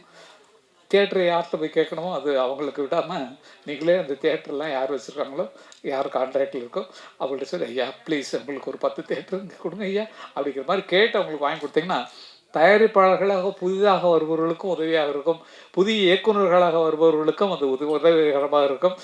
இதில் இப்போ ஒரு பெரிய லாபம் நீங்கள் சம்பாதிக்கலாம் சார். ஏன்னா வந்து இந்த ஹீரோயின்ஸ்லாம் நீங்கள் இன்ட்ரடியூஸ் பண்ணிக்க, அடுத்த படத்தில் பயங்கரமாக சம்பளம் வாங்குவாங்க புதுமுகங்கள். அதனால் நீங்கள் வந்து அவங்களுக்கு பேமெண்ட்டு கொடுக்காமல் நடிக்க வைக்கணும். ஏன்னா நீங்கள் உங்களுக்கு இது அடையாளம் தானம்மா. இதுக்கப்புறம் வந்து நெக்ஸ்ட் இதுக்கு எவ்வளோ வாங்கினா, உங்கள் அம்மா எவ்வளோ அக்கறையாக இருந்தாங்க உங்கள் மேலே, நான் பார்த்துட்டேன் சைடில். நீங்கள் அங்கே பேசிகிட்டு இருக்கே அப்படின்றாங்க. அப்படி இது அம்மாக்கள் வந்து அவங்கள காவல் காத்து அப்படி கொண்டு வர்றாங்க ஜம்முன்னு. நிஜமாவே எனக்கு அது சந்தோஷமாக இருந்தது. புள்ள மேலே எவ்வளோ அக்கறை அப்படிங்கிறது அப்படி தான் இருக்கணும். நீங்கள் உங்கள் வயசுக்கு தகுந்த மாதிரி தான் இருப்பீங்க. அவங்க ஷூட்டிங் வர வேண்டாம்னு சொல்லுவாங்க. ஏன்னா நீ ஜாலியாக சந்தோஷமாக இருக்கலாம். வரணுமா அம்மா வரணும். அவ்வளோ மோசமாக இருக்காங்களா மற்றவங்களாம்? அவ்வளோ நம்பிக்கை இல்லையா? ஓகே ஓகே ஓகேப்பா. இல்லை சும்மா ஜாலிக்கு ஏதாவது இவங்களுக்கு விஷயம் வேணுமென்று இருக்காது நான் சொல்கிறேன், வேறு ஒன்றும் கிடையாது. அம்மாவோட பொறுப்பாக இருக்கிறது தான் நல்லது, பார்த்துக்கணும், பொண்ணை பார்த்துக்கணும்.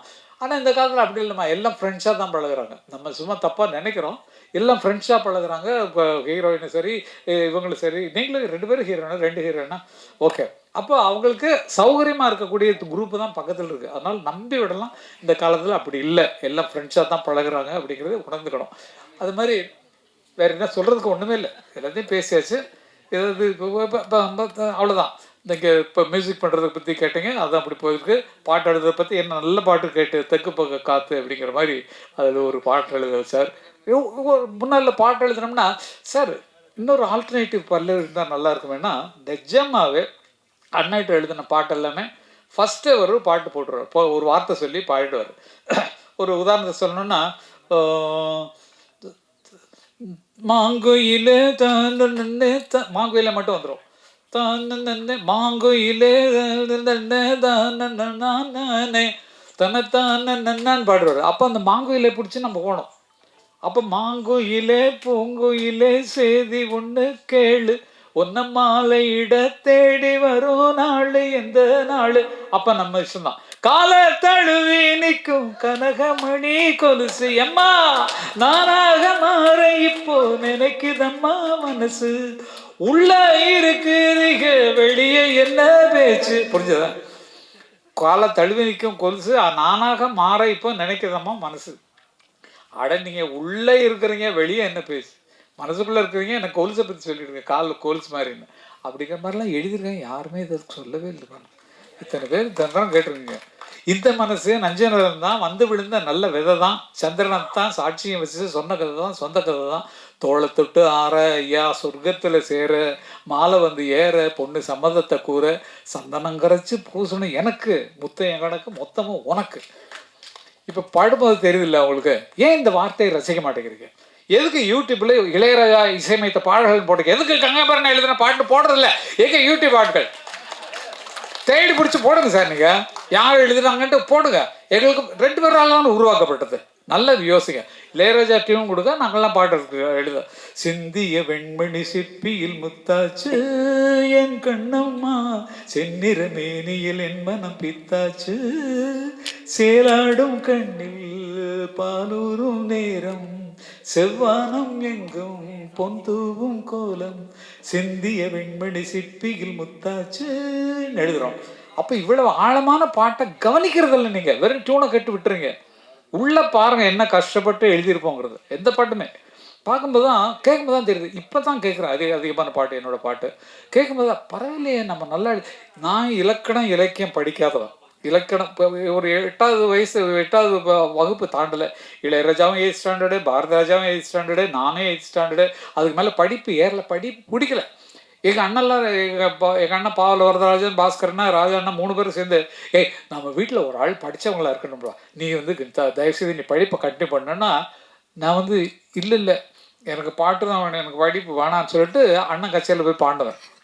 எங்கள் அண்ணன் வந்து கிரியேட் பண்ணவர். எங்கள் அண்ணன் பாவல் வரதராஜன் இல்லைன்னா நாங்கள்லாம் ஒன்று சத்தியமாக வந்திருக்க முடியாது. ஏன்னா அவர் தான் எங்களுக்கு பாட்டு எழுத சொல்லி கொடுத்தார், பாட்டு பாட சொல்லி கொடுத்தார், கதை எழுத சொல்லி கொடுத்தார். அது இல்லைன்னா எங்களுக்கு நாங்கள் இவ்வளோ பெருசாக வந்திருக்க முடியாது. எங்கள் அண்ணனை ஃபாலோ பண்ணி தான் நாங்கள்லாம் வந்தோம். எங்கள் அண்ணன் போட்டெல்லாம் அருமையான பாட்டுகள். அப்போ வந்து பால் இருக்கும் பழம் இருக்கும் பசி, பால் இருக்கும் பழம் இருக்கும் பசி இருக்காது, பஞ்சனையில் காற்று வரும் தூக்கம் வராது அப்படின்னு இருக்கோம்.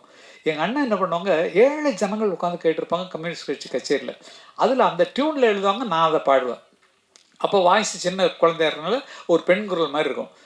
ஏர் பிடிக்கும் உழவனுக்கு நிலம் இருக்காது, எந்திரமாய் உழைத்திடுவான் பலன் இருக்காது, கட்டிடங்கள் உயர்த்திடுவான் கலையழகோடு, ராவில் கண்ணுறங்க தனது சொந்த வீடு இருக்காது. ஒரு பாடுதான். சிக்கிக்கிட்டு முழிக்குதம்மா வெக்கங்கட்ட காளை 2, முட்டி உடஞ்ச காளையன் கண்ணம்மா, இது மூக்கு கயிறு அந்த காளையன் பொன்னம்மா, 10 ஆண்டு காலமாக அத்துக்கிட்டு மேஞ்ச காளை வித்தாரம் பேசிக்கிட்டு என் கண்ணம்மா இப்போ வீடு வீடா சுத்தி வருகுது பொன்னம்மா. காங்கிரஸ் கட்சிக்கு மாடுதான், காளை மாடு தான் வந்து அடையாள இது தேர்தல் சின்னம். அதனால சிக்கிக்கிட்ட முடிக்குதுமா வெக்கங்கிட்ட காளை ரெண்டுன்னு எழுதி புரட்சியை ஏற்படுத்தினவர். அழற பாட்டு போட்டாங்கன்னா ஐயோ, அந்த மாதிரி அழுது ஜனங்கள் அழுது நாங்கள் பார்த்துருக்கோம். அது மாதிரி எல்லா உணர்வுகளையும் கொண்டு வரக்கூடிய எங்கள் இசை தகப்பன் எங்கள் அண்ணன் மட்டும் பாவலர் இல்லைன்னா எங்களுக்கு இந்த வாழ்க்கை இல்லை. நோ இசை உலகம், நோ பாட்டுலருந்து, நோ பாடுறது. அப்போ எங்களுக்கு குருவா ஒவ்வொருத்தருமே அப்படி தான். உங்கள் பிள்ளைங்கள்லாம் இப்படி தான் வரப்போகிறாங்கன்னு நினைக்கிறேன். எல்லாருடைய பிள்ளைகளும் நான் அப்பா மாதிரி வரணும் அப்படிங்கிற எண்ணம் அவங்களுக்கு வருது. அவங்க பிள்ளை சரி, உங்கள் பிள்ளை சரி, எல்லாருமே அப்படி வருவாங்க. உங்களுக்கு குழந்தை வரும்போது அவங்க நடிக்கிறதுனால நடிக்கிறதெல்லாம் கூடாதுன்னு சொல்லக்கூடாது. நீங்கள் நடிகையாக வந்துட்டீங்க, அதனால உங்கள் குழந்தைகளே கலையில் வளங்க. நிஜமாகவே ரொம்ப சந்தோஷமான ஒரு வாழ்த்துக்காக வந்திருப்பது எனக்கு ரொம்ப மிக்க மகிழ்ச்சி.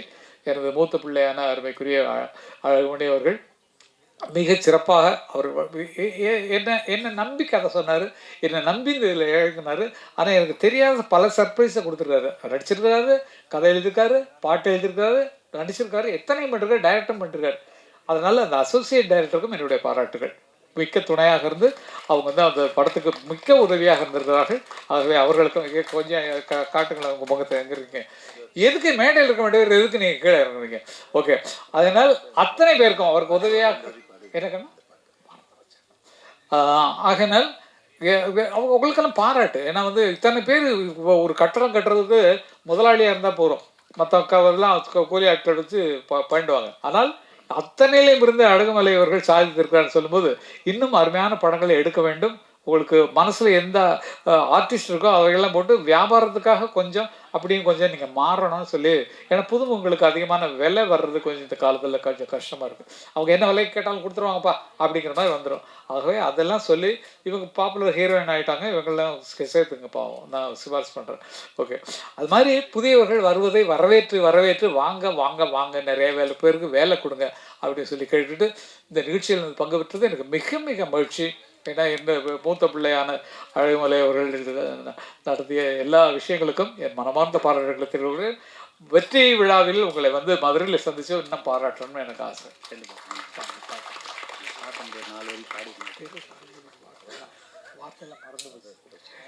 ஏன்னா இந்த படத்தின் பாட அந்த இது ஏன்னா குழந்தை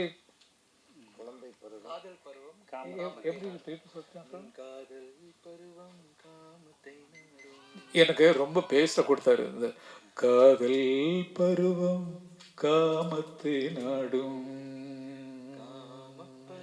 காம பருவம் குழந்தை நாடும், குழந்தை பருவம் குழந்தை பருவம் வாலிபத்தை நாடும், வாலிப பருவம் இல்லை எனக்கு முன்னால கீ எடுத்து கொடுக்கணும், டயலாக் கொடுக்கணும். வாலிப பருவம் வாலிப பருவம் இல்லை அதை பாடக்கூடாது, எப்படி கீ எடுக்கும் தெரியுங்களா? நான் குழந்தை வாலிப பருவம்ன்ற போது அடுத்த வாரம் நீங்கள் சொல்லுங்க. வாலிப பருவம் முதுமையை நாடும், இப்படி தான் அந்த டைலாக் எடுத்து கொடுக்குறது நீங்கள் பார்த்துருப்பீங்க. அது மாதிரி மிகச்சிறப்பாக இசையமைத்ததற்கும் மிகச்சிறப்பாக பாடல் எழுதி படத்தை இயக்கியதற்கும் எனக்கும் ஒரு சான்ஸ் கொடுத்து பாட்டு எழுதி கொடுக்க தெற்கு பக்கு காத்து இன்னும் ஒரு பாட்டு கொடுத்ததற்கும் நான் நன்றியை தெரிவித்துக் கொள்கிறேன். இந்த மாதிரி புதியவர்கள் வர வேண்டும், சினிமா உலகை வாழ வைக்க வேண்டும் என்று தம்பிகள் சார்பாக, அப்புக்குட்டி சார்பாக சென்றாயன். ஐயோ நீங்கள் இந்த இதில் கூரையை பிச்சுட்டு போனீங்களே, கூரையில் ஏறி போய் கேட்க விழு கரண்ட்டு வயர்லாம் தொட்டு, அது நடிப்பா இல்லைன்னு ரியலாகவே பண்ணிங்களா? ஆனால் நடிப்பு தான் நாங்கள் கேட்குறோம், எப்போ போய் அப்போ தான் ரேட்டிங் ஏறும் அப்படிங்கிற மாதிரி பண்ணிருக்காங்கன்னு நினைக்கிறேன் நான். அது தெரியல, எனக்கு உண்மையிலே தெரியல. செட்டப்பு உள்ளே இருக்கிறது இந்த மாதிரி இருக்குது எனக்கு தெரியும். இப்படி போனேன்னா உனக்கு பயங்கர பேர் வரியான்னு அதே ஒரு ப்ளஸ் பாயிண்ட் ஆகி போச்சு. ஆகவே எல்லா கஷ்டமும் பட்டு தான் நம்ம மேலே வர்றோம். எவ்வளோ கஷ்டப்பட்டிருக்கோம், அந்த கஷ்டத்தில் இந்த கஷ்டமாக வந்து உயர்ந்து நிற்கிறோன்னா நெக்ஸ்ட் செம்ராயன்னு தெரியும், எனக்கு அப்புக்குட்டியை தெரியும்னு சொன்னால் அவங்க பட்ட கஷ்டங்கள் தான் நாங்கள் பட்ட கஷ்டங்கள் மாதிரி அத்தனை பேரும் கஷ்டப்பட்டு தான் வந்திருக்கோம். அந்த கஷ்டத்துக்கு மிகுந்த பலனை கொடுக்க வேண்டியது தயாரிப்பாளர்கள் யூனியன், அங்கே இயக்குநர்கள் சங்கம், அவங்க தான் புதியவர்களை காப்பாற்ற வேண்டும் என்று கேட்டுக்கொண்டு எல்லாருக்கும் பாரதி கண்ணன் அவர்களுக்கும் நான் வந்து ரொம்ப நன்றியை சொல்ல கடன்பட்டுருக்கிறேன். அவர் முதல்ல கரகாட்டக்காரன் வாங்கி வந்தது நம்மளாம் அது கொடுத்து வச்சுருக்கோம், அது வந்து வெற்றி அமைஞ்சதுக்கு. எல்லாம் நல்லதே நடக்கும், நல்லவர்களுக்கு நல்லதே வரும். தெம்பாக இருப்போம், திடமாக இருப்போம், உறுதியாக இருப்போம், உணர்ச்சி பூர்வமாக இருப்போம். வாழ்வோம் வாழ்வோம் வாழ்வோம், அனைவரும் வளமுடன். எனக்கு பக்கத்துணையாக வந்த ரவிகாந்த் அவர்களுக்கு நான் நன்றியை சொல்ல கடமைப்பட்டிருக்கிறேன். அவர் எனக்கு மிக நெருங்கிய ஒரு பிள்ளை. அவர் வந்து எங்கே போனாலும் என்னை விட மாட்டார், தனியாக விட மாட்டார். எனக்கு கொஞ்சம் வயசு இப்போ 47 ஆகுது. அந்த 47 வயசில் நமக்கு கொடுத்தா என்னது என்னாச்சு 47 வயசுலேயே எனக்கு இந்த மாதிரி கொஞ்சம் ஒரு சின்ன ப்ராப்ளத்தினால இந்த எலெக்ஷனில் என்னென்னா அதில் கொஞ்சம் இருக்கிறதுனால காலில் கொஞ்சம் இப்போ தான் ட்ரீட்மெண்ட்டுக்கெலாம் போயிட்டு வரேன். 47 வயசுலேயே இப்படி இருக்கேன்னு நீங்களாம் ரொம்ப சந்தோஷப்படும். 47 வயசு தான் பார்த்துங்க. ஓகே, ரொம்ப நன்றி. வாழ்க அனைவரும் என்று வாழ்த்து விடைபெறுகிறேன். நன்றி, வணக்கம்.